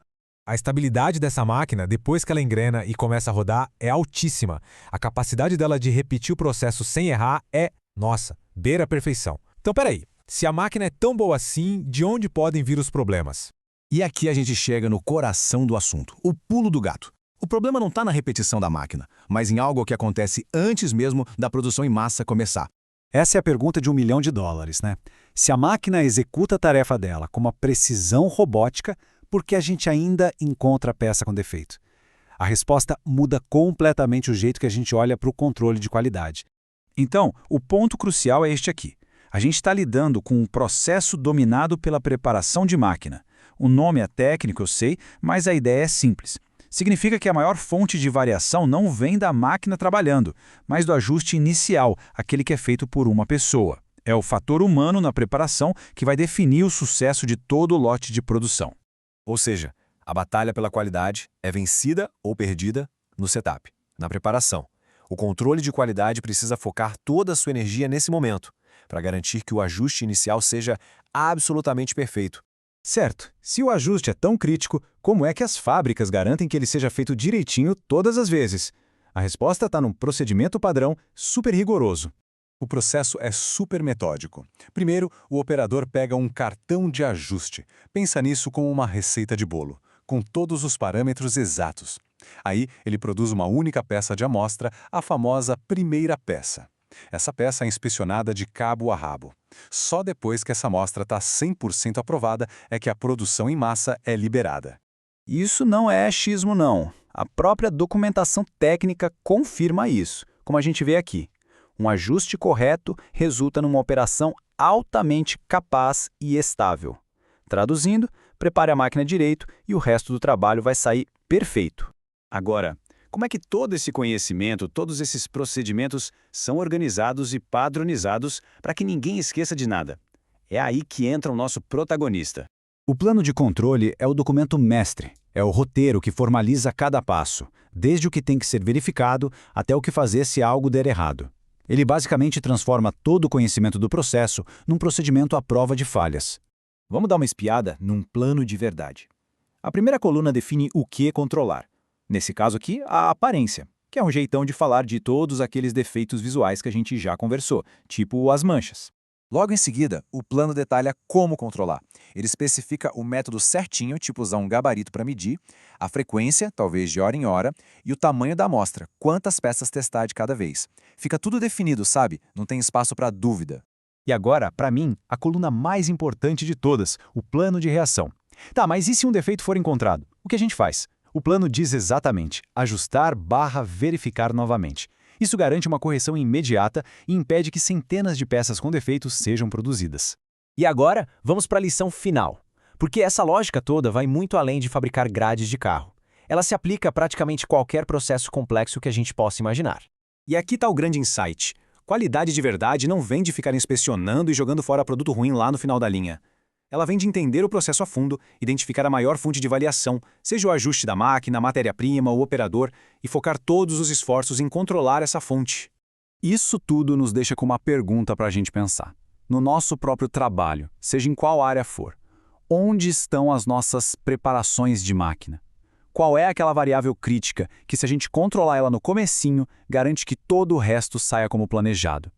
Identificar isso pode ser o primeiro passo para um resultado muito, mas muito melhor. Olá! Hoje a gente vai mergulhar numa questão que é, fundamental na produção moderna. Como é que se garante a qualidade quando são as máquinas que estão no comando? Pensa bem, se não tem uma pessoa ali supervisionando cada passo, como a gente pode ter certeza que o resultado final vai ser perfeito? Para a gente entender isso direitinho, nosso roteiro é o seguinte. Primeiro, vamos definir o que é um processo dominado por máquinas. Depois, a gente pega um exemplo prático de soldagem, faz a distinção entre as características do produto e do processo, explora as ferramentas de controle e, no final, junta tudo no famoso plano de controle. Ok, vamos começar. A primeira peça desse quebra-cabeça é entender exatamente em que tipo de cenário a gente está operando. Então, estamos falando de um processo dominado pela máquina. E o que isso quer dizer? Basicamente, é um processo onde as configurações, os ajustes, os parâmetros do equipamento são eles os fatores que realmente determinam a qualidade do que vai sair no final. E esse ponto é crucial. A questão aqui não é a habilidade de um operador, sabe? O que manda mesmo é a precisão dos ajustes da máquina. São essas variáveis que a gente precisa controlar para garantir que o produto final atenda exatamente ao que o cliente pediu. Para isso não ficar só na teoria, vamos dar uma olhada num exemplo bem concreto, bem do chão de fábrica mesmo. Imagina só um fornecedor que produz placas de circuito. O sucesso desse produto depende totalmente de conexões de solda perfeitas entre os componentes. E quem faz esse trabalho super crítico? Uma máquina de solda. É um exemplo clássico, perfeito, de um processo dominado pela máquina. Isso nos leva a uma distinção que é, o coração do nosso tema. A diferença entre o que o cliente vê e o que a máquina de fato faz. Aqui está a grande sacada. De um lado, a gente tem as características do produto. Isso é o que o cliente exige, o que ele espera receber. No nosso exemplo, seriam conexões de solda adequadas e continuidade eletrônica. Do outro lado, temos as características do processo, que são os ajustes que a máquina controla para entregar o que o cliente quer. Para ter aquela solda perfeita, a máquina precisa controlar, por exemplo, o nível de solda e a concentração do fluxo. É a ponte que liga a máquina ao cliente. Então, o ponto-chave é exatamente este. O segredo para ter um produto final de altíssima qualidade não é só inspecionar a peça pronta, mas sim controlar de forma rigorosa as variáveis do processo que criam esse produto. Certo, mas como é que as empresas fazem esse controle na prática? Elas usam um conjunto bem específico de ferramentas e métodos. Basicamente, existem 4 abordagens principais. Temos os métodos à prova de erros, que, como o nome diz, testam 100% dos produtos. Existem também os ajustes automatizados, onde a própria máquina se corrige. Outra técnica é a amostragem estatística, para testar de vez em quando as entradas do processo. E, por fim, as famosas cartas de controle, que são gráficos que nos ajudam a ver se o processo está estável com o passar do tempo. Bom, vamos agora para a parte final para ver como tudo isso se encaixa. Como é que toda essa informação é organizada e gerenciada de um jeito que faça sentido? A grande questão é como garantir que todo mundo da engenharia à produção saiba exatamente o que medir, quando medir e, claro, como reagir se algo der errado. E a resposta está toda aqui neste documento, o plano de controle. Ele pode parecer meio complexo de cara, mas na verdade ele é o cérebro da operação. É um mapa que detalha absolutamente tudo, cada característica do processo e do produto, como medir, com que frequência e o que fazer se algo sair do esperado. Vamos focar num exemplo de processo. Se a gente olhar a linha que fala da concentração do fluxo, o plano diz exatamente o que fazer. O método é testar uma amostra no laboratório, a frequência, a cada 4 horas. E o monitoramento é feito com uma carta XMR, que é um tipo de gráfico de controle para acompanhar a variação. Está tudo documentado aqui. Agora vamos ver uma característica do produto, a continuidade. O plano exige que o tamanho da amostra seja de 100%, ou seja, todas as peças são testadas, sem exceção. A frequência é contínua. Por isso, o método de controle é um sistema automatizado à prova de erros. Isso garante que nenhum produto com defeito siga adiante na linha de produção. Isso mostra perfeitamente o ponto principal. O plano de controle não é só um papel, não é burocracia.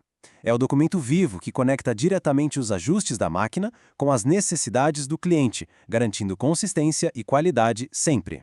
Para terminar, fica uma reflexão. Da próxima vez que alguém pegar um celular ou dirigir um carro, vale a pena pensar: quais processos invisíveis, dominados por máquinas e guiados por planos de controle como este, garantiram a qualidade e a segurança daquele produto? A resposta, como a gente viu, está em toda parte. Olá, sejam muito bem-vindos. Sabe, é uma questão que muita gente da indústria se faz. Como é que uma fábrica consegue produzir milhares de peças iguaizinhas dia após dia? A consistência é o santo graal, mas chegar lá, nossa, é um desafio e tanto. Hoje, a gente vai bancar o detetive e desvendar o mistério da manufatura. E de quebra, vamos conhecer a ferramenta que transforma essa busca por consistência de uma arte para uma verdadeira ciência. Bom, vamos nessa. Essa é a pergunta de $1 milhão, né? Imagina a cena. Uma linha de produção de altíssima tecnologia, tudo calibrado no detalhe, e ainda assim, no fim do dia, as peças não são exatamente iguais. Onde é que está o erro? A resposta, acredite, muitas vezes está escondida onde a gente menos espera. Então, vamos direto para o nosso cenário. A gente está num chão de fábrica daqueles bem movimentados. O foco é uma peça de metal fundido que passa por uma máquina rotativa super complexa, de 7 estágios. E para cada uma dessas peças, 2 características têm que ser, assim, absolutamente perfeitas. A pressão é altíssima, margem para erro, 0. A nossa jornada hoje vai ser bem parecida com a de um detetive, viu? Primeiro a gente vai dar uma olhada na cena do crime, o tal mistério na usinagem. Depois, vamos seguir as pistas para encontrar o culpado oculto. Na sequência, a gente monta a nossa estratégia para resolver o caso e, por fim, a gente vê o plano em ação, que garante que o problema não aconteça de novo. Ok, vamos começar pela primeira parte, então, o mistério na usinagem. Para a gente entender o que está acontecendo de errado, a gente precisa mergulhar de cabeça no coração da operação, que é o processo em si. Então, o processo funciona mais ou menos assim. As peças de metal são presas em uns dispositivos de fixação. A máquina gira e em cada um dos 7 estágios ela faz alguma coisa na peça.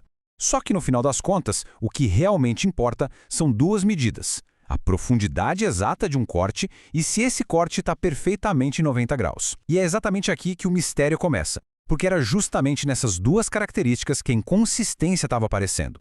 Isso nos leva direto para a segunda parte da nossa investigação. Pensa comigo, se a máquina é a mesma e a ferramenta de corte é a mesma para todas as peças, a lógica diz que os resultados tinham que ser idênticos, certo? Mas não eram. A resposta para esse enigma nos leva a um suspeito totalmente inesperado, o nosso culpado oculto.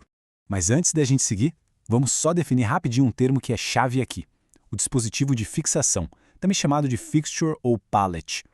Pensa nele como se fosse uma mão de altíssima precisão que segura a peça no lugar certinho enquanto a máquina faz o trabalho dela. Se essa mão não for perfeita, o resultado final, bom, também não vai ser. E aqui vem a grande revelação da nossa história. A variação nas peças finais não é o problema de verdade, é só o sintoma. A causa raiz estava escondida lá no processo. A investigação descobriu que os dispositivos de fixação, aquelas mãos que seguram as peças, não eram perfeitamente iguais. Pequenas diferenças entre eles, ou então o acúmulo de rebarbas, que são basicamente uns resíduos minúsculos de metal, acabavam mudando a posição de cada peça um pouquinho. É uma lição em tanto. Um detalhe minúsculo no processo pode criar um defeito gigante no produto. Certo, o culpado foi encontrado. E agora?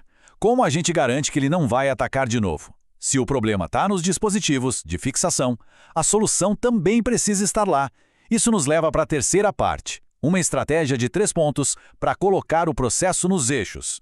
A solução se apoia em 3 pilares. Primeiro, procedimentos super rigorosos para carregar as peças, garantindo que elas sempre fiquem na mesma posição.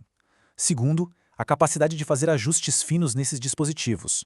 E terceiro, mas não menos importante, um plano de manutenção e limpeza constante para evitar aquele acúmulo de sujeira. É uma abordagem completa, que ataca todas as possíveis fontes de variação.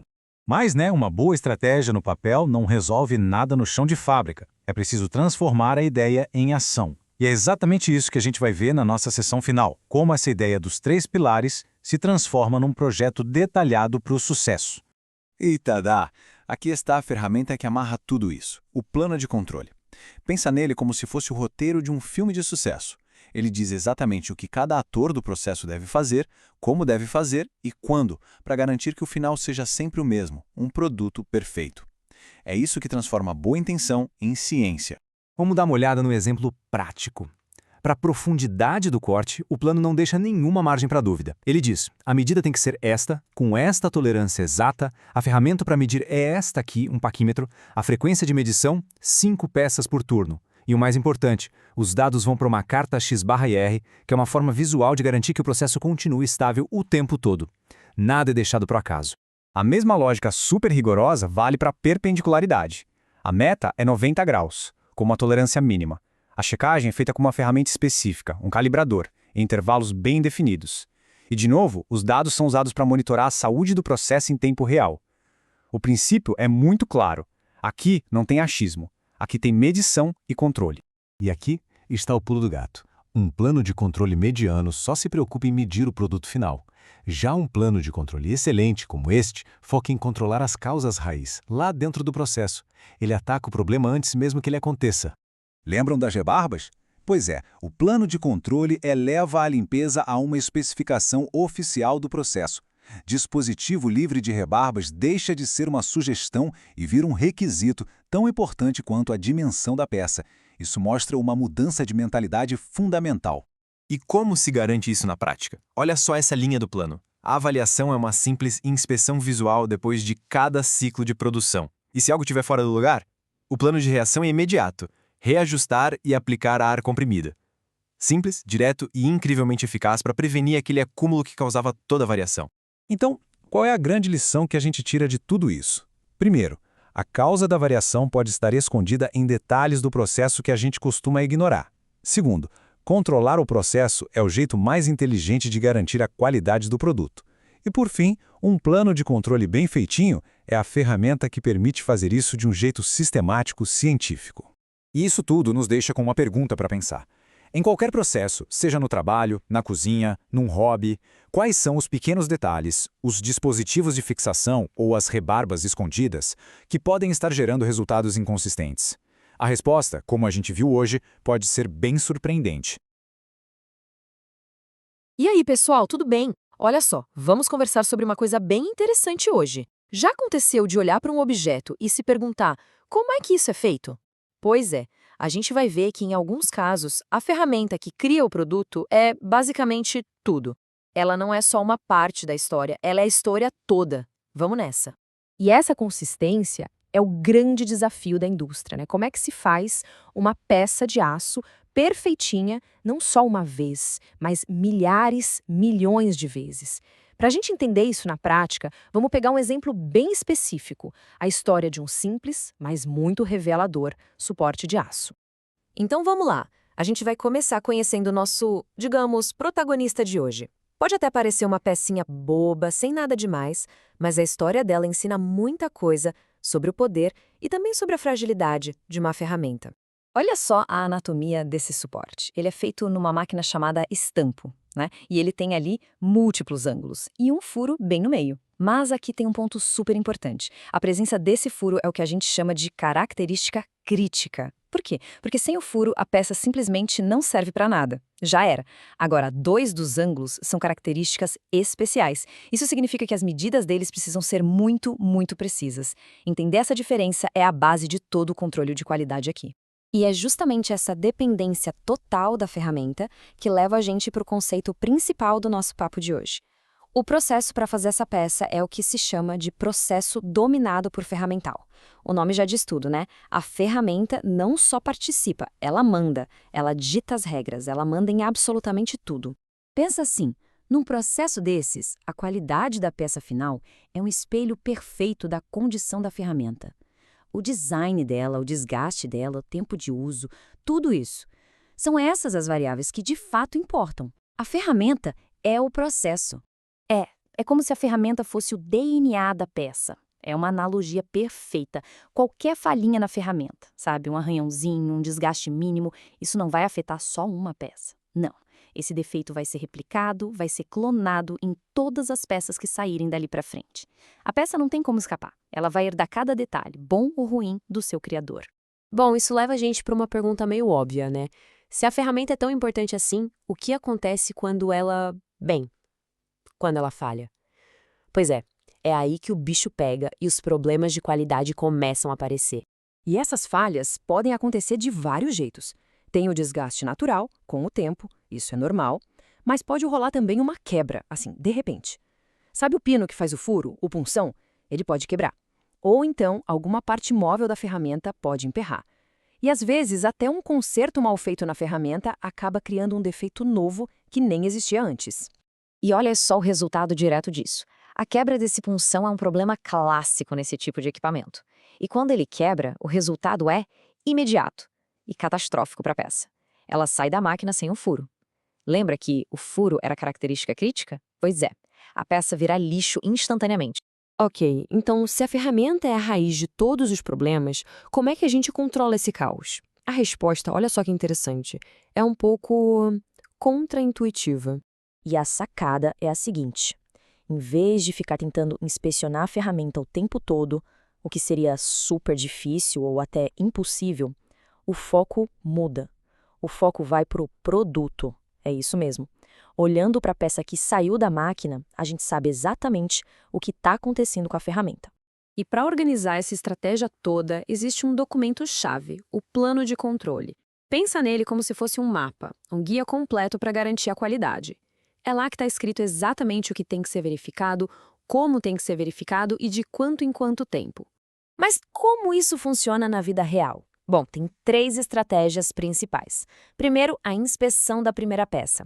Antes de começar a produzir um monte, pega a primeira peça e confere. Isso garante que, se a ferramenta foi consertada, o conserto ficou bom. Segundo, controle por lote. Como um defeito pode aparecer no meio da produção, inspecionar amostras de cada lote ajuda a pescar o problema. E terceiro, que é fundamental, os sistemas à prova de erro ou Pokayoke. E no caso do nosso suporte de aço, o plano de controle usa um método desses que é genial de tão simples, um feixe de luz. Imagina só, a peça passa na frente de um sensor. Se a luz atravessa, ótimo, quer dizer que o furo está lá. Se a luz for bloqueada, opa, a peça está sem o furo e o sistema automaticamente descarta ela. Simples, eficaz e garante que nenhuma peça com aquele defeito crítico chegue lá na ponta, no cliente. Beleza. Então, para a gente fechar o raciocínio, o que a gente aprende com a história toda desse simples suporte de aço? Tem uma frase que resume isso perfeitamente. Ela diz que as características do produto são uma medida importante do desempenho da ferramenta. Ou seja, não precisa ficar tentando adivinhar se a ferramenta está boa ou não. É só olhar para as peças que ela está fazendo. Elas contam a história toda, sem tirar nem pôr. Então, a grande lição é essa. Em processos que são dominados pela ferramenta, se alguém quer entender a ferramenta, o caminho é olhar para o produto. Ele é o diagnóstico mais preciso que existe. Cada pecinha que sai da máquina é como se fosse um boletim de saúde do seu criador. E para a gente terminar, fica aqui uma reflexão. Dá uma olhada ao redor. Pensa numa moeda, numa garrafa de plástico, até numa pecinha de Lego. Quantos objetos do nosso dia a dia dependem, assim, 100% de uma única ferramenta perfeita para existirem do jeito que são? A gente começa a perceber que são muitos, né? Fica aí a reflexão. Valeu! E aí, sejam muito bem-vindos. Já pararam para pensar como é que funciona a consistência na produção em massa? Tipo, como é que milhões de produtos conseguem sair de uma fábrica exatamente iguais, funcionando do mesmo jeito? Pois é, hoje a gente vai desvendar a receita secreta que faz essa mágica acontecer. Pensa comigo um instante. Não é um carro, nem 100, são milhares e milhares. Como é possível que o alinhamento do farol, que é uma coisa super precisa, seja perfeito em todos eles? É sorte? Algum tipo de mágica? Nada disso. A resposta é bem mais inteligente. E o herói dessa história toda, acredite se quiser, é um documento. Um roteiro, sabe? Super meticuloso, que garante que a qualidade não seja um acaso, mas sim o resultado de um processo muito, mas muito bem controlado. E o nome desse documento é Plano de Controle. Então, o nosso caminho hoje vai ser assim. A gente começa entendendo essa busca pela perfeição, depois a gente explica o que é o tal do plano de controle, aí vamos analisar 2 casos bem práticos, um focado na pessoa, no operador, e outro no material. E no fim, a gente vai entender por que esses planos são tão importantes. Vamos nessa?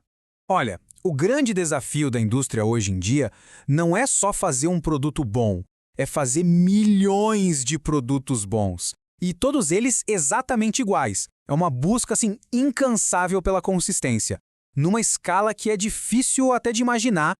E a principal ferramenta usada nessa busca é, como a gente já falou, o plano de controle. Ele é tipo a ponte que liga o projeto de um produto com a sua produção em massa perfeita. Para ficar mais fácil de entender, pensa nele como se fosse a receita de um chefe super famoso.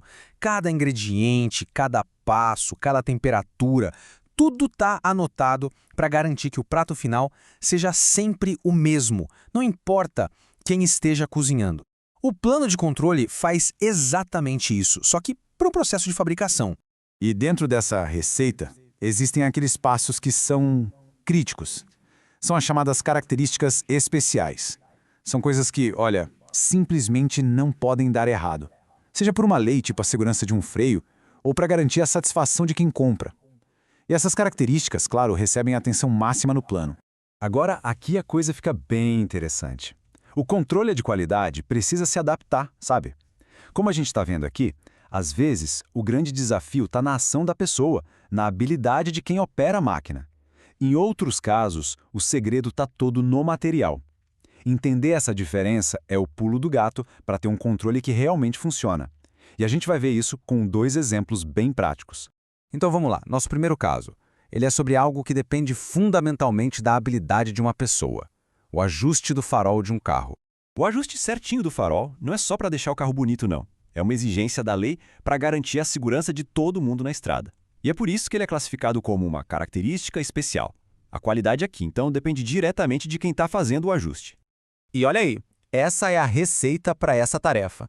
Pode parecer uma tabela meio complicada, mas cada coluna ali tem uma função. Descrever o processo, o que precisa ser medido, como medir e, claro, o que fazer se alguma coisa der errado. É o guia do operador para chegar na perfeição. Resumindo a história, o processo todo se resume à habilidade da pessoa de usar uma ferramenta com 2 bolinhas de nível e centralizar elas. Ou seja, a variável mais importante a ser controlada aqui não é uma máquina nem um material, é o conhecimento e a ação da pessoa. O foco do controle está todo no resultado da ação humana. Agora vamos mudar completamente de cenário, um lugar onde a habilidade do operador fica em segundo plano e o grande protagonista é o material, a moldagem do capô de um carro. Esses capôs são feitos de um composto chamado SMC. E ele é um material bem sensível. Se a mistura química não estiver certa, ou se ele for guardado por muito tempo, ou na temperatura errada, o produto final pode ficar frágil e quebrar. Então aqui, a característica especial é a resistência do material em si. E esse é o plano de controle para o capô. Dá para notar que ele parece bem mais complexo, né? E isso é porque a fonte de variação aqui não é uma única ação, mas várias propriedades do material que precisam ser monitoradas o tempo todo. O foco do controle muda da água para o vinho.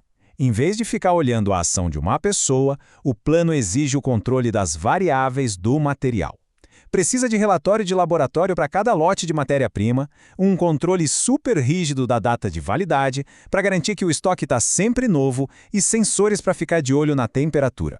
O controle está no insumo e não na execução. Certo. Agora vamos colocar esses 2 casos lado a lado para a gente ver bem como as estratégias de controle se ajustam dependendo da natureza do problema. E este slide aqui resume tudo de forma brilhante. No caso do farol, a variável-chave é a habilidade humana e o controle foca na ação do operador. Já no capô, as variáveis são as propriedades do material e o controle foca em garantir que essas propriedades estejam certinhas antes mesmo do processo começar. 2 problemas, 2 soluções de controle totalmente diferentes. É isso. Tá, mas e aí? Por que dedicar tanto tempo e energia a esses documentos? Qual é a grande lição que a gente tira disso tudo? Essa aqui. O método de controle tem que ser compatível com a principal fonte de variação. Não dá para usar a mesma abordagem para tudo, de jeito nenhum. Resumindo então, controle de qualidade não é receita de bolo, não é tamanho único. O primeiro passo é sempre identificar onde está a raiz do possível problema. É no ser humano ou na matéria-prima? E a partir daí, toda a estratégia, toda a receita é construída para neutralizar aquela fonte específica de variação. E não vamos pensar que isso só vale para a fábrica de carro. Esse mesmo princípio está na receita de um restaurante chique, que controla os ingredientes e o treinamento do chefe, e está também na lista de verificação de um cirurgião, que garante que todos os passos sejam seguidos sem nenhuma falha. Está em todo lugar. Como a própria fonte que a gente estudou nos lembra, a qualidade do que entra no processo afeta diretamente a qualidade do que sai. Controlar os insumos, sejam eles os materiais ou as ações de uma pessoa, é a base para controlar o resultado final. Então, para a gente fechar, fica a reflexão. Da próxima vez que alguma coisa funcionar de um jeito perfeito, seja um produto ou a comida daquele restaurante favorito, vale a pena se perguntar: qual será o plano de controle que está escondido por trás dessa consistência toda, hein? Fica aí a pergunta. Olá! Hoje a gente vai explorar uma ideia bem interessante sobre controle de qualidade. Uma ideia que diz que, às vezes, o segredo da perfeição não é olhar o produto pronto, mas sim cuidar muito bem das ferramentas que o fazem. Essa é a pergunta de $1 milhão, né? A resposta mais óbvia que vem à cabeça é inspecionar tudo no final, cada pecinha uma por uma. Mas e se tiver um jeito mais esperto, mais eficiente de fazer isso? E é aqui que a nossa análise de hoje entra. É uma sacada que vira lógica de ponta cabeça. Em vez de ficar correndo atrás para consertar defeitos, a ideia é se concentrar em não deixar que eles aconteçam. Como?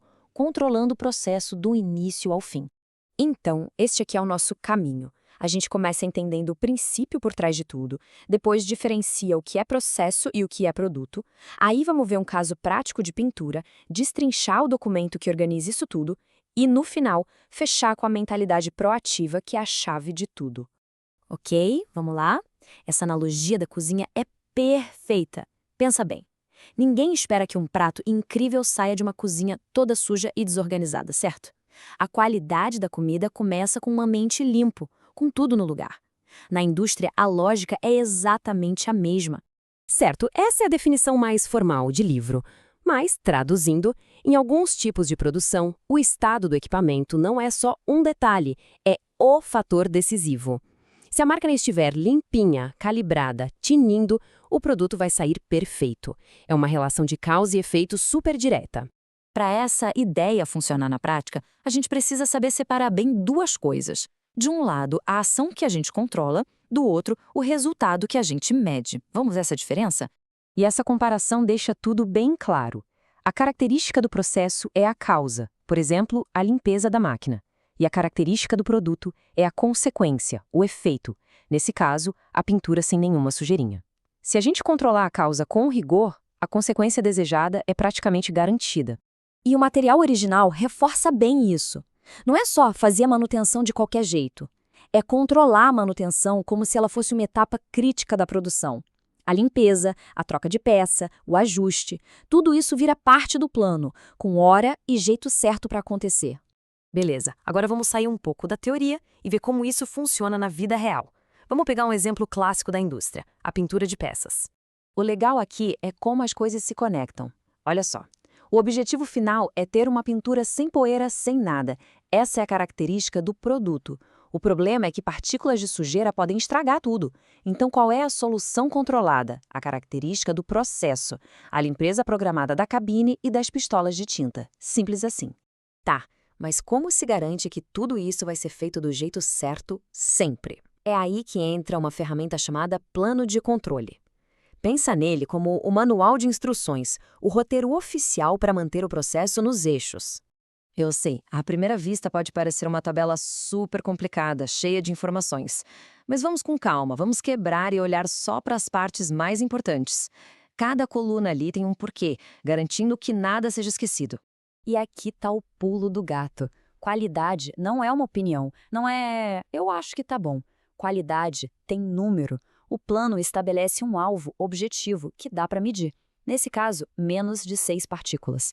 Ou atinge ou não atinge. Simples. E para chegar naquele número, o plano é super específico. Ele diz exatamente quais ferramentas e métodos usar. Não tem espaço para improviso. É tipo uma receita. Para ter o resultado esperado, tem que seguir o passo a passo com os ingredientes certos. Ok, mas como ter certeza de que a manutenção foi mesmo feita e do jeito certo? Com uma folha de verificação. É basicamente um checklist, uma lista simples, mas muito poderosa, onde o operador vai marcando cada tarefa de limpeza e preparação que foi concluída. É a prova de que o processo foi seguido à risca. E para fechar, o que acontece se, mesmo com todos esses cuidados, o alvo não for atingido? Sem pânico, sem adivinhação. O plano já tem uma seção para isso, com instruções claras do que fazer. A equipe sabe exatamente os próximos passos para corrigir o processo e voltar para o rumo certo. E agora a gente chega no coração de toda essa filosofia. A ideia aqui não é ser o melhor em encontrar defeitos. A ideia é criar um sistema tão bom, tão controlado, que os defeitos simplesmente não tenham chance de aparecer. É apagar o incêndio antes mesmo dele começar. Essa é a sequência lógica. A manutenção deixa de ser uma tarefa secundária e passa a ser uma etapa controlada da produção. E a inspeção final muda de papel. Ela não serve mais para caçar defeitos, mas sim para confirmar que o nosso processo super controlado deu o resultado que a gente esperava. Se tem uma coisa para a gente levar dessa análise toda, é isto. A qualidade final de um produto é, na verdade, um espelho da qualidade da manutenção do processo. É uma virada de chave poderosa que troca a correria da reação pela inteligência da prevenção. E para fechar, fica uma pergunta para a gente pensar. Se a gente olhar para o nosso dia a dia, para a nossa saúde, para a jardinagem, ou até para os aplicativos no celular, onde mais a gente vê essa lógica funcionando? Onde mais a qualidade final é, na verdade, o resultado de um cuidado constante e bem executado? A resposta provavelmente está em muito mais lugares do que a gente imagina. Sabe, no mundo da manufatura, existe um inimigo invisível, um que pode simplesmente arruinar um produto antes mesmo dele estar pronto. Nesta análise, a gente vai desvendar esse desafio que fica escondido e o sistema genial que foi criado para combater isso. Parece uma pergunta meio aleatória, não é? Mas olha, a resposta está bem no centro de um dos maiores desafios de qualidade para muita gente que fabrica coisas. A ligação entre o ar que a gente respira e uma pecinha de plástico é bem mais direta do que se imagina. Para a gente conseguir entender essa conexão, primeiro a gente precisa conhecer esse tal de inimigo invisível. Na engenharia de produção, muitas vezes o grande vilão é o próprio ambiente. São fatores que a gente nem nota no dia a dia, mas que podem ter um impacto gigantesco no resultado final de um produto. Ok, vamos traduzir esse conceito aqui. Um processo dominado pelo clima, basicamente é qualquer processo de fabricação que é super sensível ao que está acontecendo em volta dele. Pensa numa receita de bolo, daquelas bem delicadas, sabe? Onde qualquer mudancinha na temperatura da cozinha pode estragar tudo. É mais ou menos isso. A gente está falando de coisas como temperatura, ruído, até vibrações, tudo isso pode influenciar. Mas para a nossa história aqui, a grande vilã, como dá para ver, é a umidade. É ela que a gente vai seguir de perto. Então, tá. Como é que a umidade ataca exatamente? Como esse inimigo que a gente não vê causa um problema tão real, tão palpável? Vamos direto na causa raiz do defeito. É bem simples e direto, na verdade. Aqueles grãozinhos de plástico, a matéria-prima, eles funcionam como se fossem pequenas esponjas. Eles vão lá e absorvem a umidade do ar. E aí, quando esse plástico úmido vai para a máquina para ser moldado, essa umidade vira vapor e cria bolhas, marcas, deixa a peça mais fraca, um desastre para a qualidade. Mas, felizmente para todo grande vilão, a engenharia sempre arruma um herói. E nesse caso, o nosso herói é uma tecnologia pensada especificamente para lutar contra a umidade. E a solução é essa aqui, o secador de material. Ele é instalado bem ali, coladinho na máquina de moldagem e age como um verdadeiro escudo. Ele garante que o plástico esteja totalmente seco no exato momento em que vai ser moldado. Ou seja, ele corta o mal pela raiz. Só que ter a solução não é o fim da história. Como é que se garante que essa solução está funcionando direitinho o tempo todo, sem falhas? É aí que entra o cérebro de toda a operação, o plano de controle. Esse documento funciona como um mapa para um processo perfeito. O plano de controle é a ferramenta que dita as regras do jogo. Ele diz para todo mundo o que tem que ser verificado, quando tem que ser verificado e como, garantindo que o processo nunca saia dos trilhos e que a qualidade seja sempre a mesma. Agora, olha que interessante essa tabela, como ela simplifica tudo. A característica do processo é o que a gente está de olho, o secador. A especificação é nossa meta, nosso alvo, no máximo 1% de umidade relativa. A técnica de avaliação é a ferramenta que a gente usa, um aparelho chamado higrômetro. E o método de controle é como a gente garante que fez o trabalho, anotando tudo numa folha de registro. Vamos parar um segundo e olhar bem para esse número, 1%. Apenas 1%. Isso mostra o nível de precisão que a gente está falando na indústria moderna. Não é deixar meio seco ou quase seco. É um valor exato, medido e controlado com rigor impressionante. E aqui que o plano vira ação de verdade. O operador segue esses passos à risca. Primeiro, ele vai lá e mede a umidade. Segundo, ele registra o valor que encontrou. E terceiro, que é o mais importante de tudo, ele tem que reagir se o número estiver fora do combinado. Isso pode ser ajustar o secador, chamar a manutenção, agir na hora. E aqui a gente chega no pulo do gato, na grande ideia por trás de tudo isso. Controlar o processo é focar na causa do problema. É agir antes. É ir lá e checar se o secador está funcionando para evitar que o defeito aconteça. A outra opção, que é inspecionar o produto pronto, foca no efeito. É uma atitude reativa. É só encontrar os problemas que já aconteceram, quando talvez já seja tarde demais. E essa frase aqui, ela resume a filosofia toda perfeitamente. Não é uma checagem feita de vez em quando dá na telha. É um sistema planejado, repetido de tempos em tempos, que garante que a máquina vai fazer o trabalho dela direito sempre. É a base da prevenção. Isso tudo leva a gente a uma reflexão final, né? A gente viu um exemplo, umidade e plástico. Agora imagina essa mesma lógica multiplicada por todas as pecinhas de um carro, de um celular, de tudo que a gente usa. Quantos outros inimigos invisíveis, temperatura, pressão, poeira, não estão sendo controlados o tempo todo para que o mundo moderno funcione como funciona? É algo bem fascinante de se pensar. Olá, sejam muito bem-vindos. Já pararam para pensar em como produtos super complexos, tipo um carro ou até um avião, são construídos sem que aconteçam falhas desastrosas? Pois é, existe um método por trás disso tudo, e hoje a gente vai desvendar uma parte que é simplesmente crucial nesse processo. Essa é a pergunta de $1 milhão, literalmente. Lançar um produto novo é quase como reger uma orquestra gigantesca, sabe? Cada músico, cada instrumento precisa estar em perfeita sintonia. Se um único detalhe sai do tom, a sinfonia inteira pode ser arruinada. E na indústria, um erro assim pode custar uma fortuna. Então, como é que se encontra esse desafinado antes mesmo de a música começar? Ok, vamos mergulhar nisso. Para lidar com essa complexidade toda, as indústrias usam um framework, uma estrutura chamada Planejamento Avançado da Qualidade do Produto, ou simplesmente APQP. De forma bem direta, é um método para garantir que um produto seja desenvolvido para satisfazer o cliente em cheio. É um processo enorme, super detalhado, para que tudo dê certo de primeira. Mas aí é que está o desafio. Pensa só. Depois de meses de trabalho, de projetos, de análises, de testes, como uma equipe pode ter 100% de certeza de que nada, absolutamente nada, ficou para trás? Como garantir que cada ponta foi amarrada? É exatamente aí que entra a ferramenta que a gente vai explorar hoje. Muita gente olha para uma lista de verificação e pensa que ela é o trabalho em si. Mas, na verdade, a função dela é bem mais sutil e muito mais poderosa. O real propósito, como o próprio manual descreve, é o seguinte.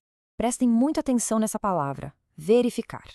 A lista de verificação não é o planejamento, ela é a auditoria final. Sabe, a rede de segurança que garante que o processo, o trabalho que já foi feito, foi executado da maneira certa. E essa diferença é fundamental.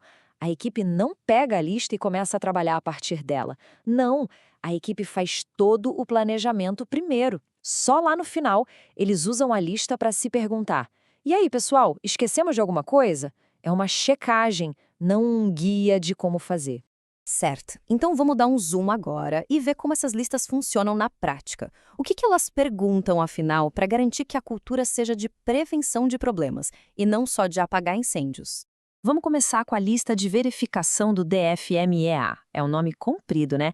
Análise dos modos de falha e seus efeitos no projeto. Mas a ideia é simples, é pensar em tudo que pode dar errado com o design de um produto antes que dê errado.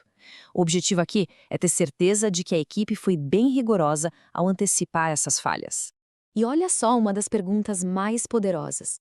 A lista obriga a equipe a aprender com a própria história. Ela força o time a olhar para trás, a pegar os dados de garantia, as reclamações de produtos antigos e perguntar: o que a gente aprendeu com isso? Isso evita que a roda seja reinventada e, mais importante, que os mesmos erros se repitam. E não adianta só identificar os problemas, certo? É preciso ter um plano, principalmente para os piores cenários. Essa pergunta garante que, para aqueles riscos com maior potencial de estrago, a equipe não só os identificou, mas também criou um plano de ação concreto para diminuir esse risco. A próxima lista, a A2, já muda o foco. Ela quer verificar se as informações básicas do projeto estão todas lá, se são sólidas, completas. Afinal, essa é a fundação de todo o resto do trabalho. Essa aqui é outra pergunta genial. Ela força a equipe a identificar de cara o que há novo no projeto. Pode ser um material diferente, uma tecnologia que nunca usaram, e a palavra novo é quase um sinônimo de risco. Ao fazer essa pergunta, a lista garante que as áreas de maior incerteza recebam uma atenção especial desde o comecinho. Essa pergunta é uma das minhas favoritas. Ela tira a equipe da bolha da fábrica e expande a visão. Um produto não vive só na linha de montagem, ele tem um ciclo de vida inteiro. E essa pergunta garante que a vida de quem vai consertar, fazer manutenção desse produto lá na frente foi levada em conta. Isso é pensar no todo. Mas o verdadeiro poder desse sistema todo está no que acontece quando a resposta é não. Um não aqui não é visto como uma falha, mas sim como uma oportunidade. A partir dele, um processo super formal começa. A lacuna é documentada, uma ação corretiva é criada, uma pessoa vira responsável por resolver aquilo e um prazo é definido. Isso transforma um simples esquecimento em uma ação concreta, com dono e data para acontecer. Agora, vamos dar um passo para trás e olhar a imagem completa. O que esses exemplos todos nos dizem sobre o real impacto e o valor desse sistema de verificação? Olha, os exemplos que a gente viu são só a pontinha do iceberg. Por baixo da superfície, o processo de verificação é muito, mas muito mais completo. Ele cobre basicamente todas as fases do desenvolvimento de um produto. A verdade é que existe uma lista de verificação para quase tudo, desde o maquinário novo, as instalações da fábrica, até o desenho do fluxograma do processo e os planos de controle de qualidade. É como se fosse uma rede de segurança, sistemática e super abrangente, projetada para não deixar nada passar batido. No final das contas, o valor dessas listas pode ser resumido em 3 pilares. Primeiro, garantir que tudo foi feito, forçando uma revisão sistemática que evita esquecimentos. Segundo, identificar as falhas, transformando problemas em ações claras. E terceiro, e talvez o mais importante, atribuir responsabilidade, garantindo que alguém seja o dono da solução. E para a gente fechar, fica aqui uma reflexão. Todo esse sistema industrial, super complexo e rigoroso, se baseia num princípio bem simples: fazer as perguntas certas na hora certa. Então pense um pouco.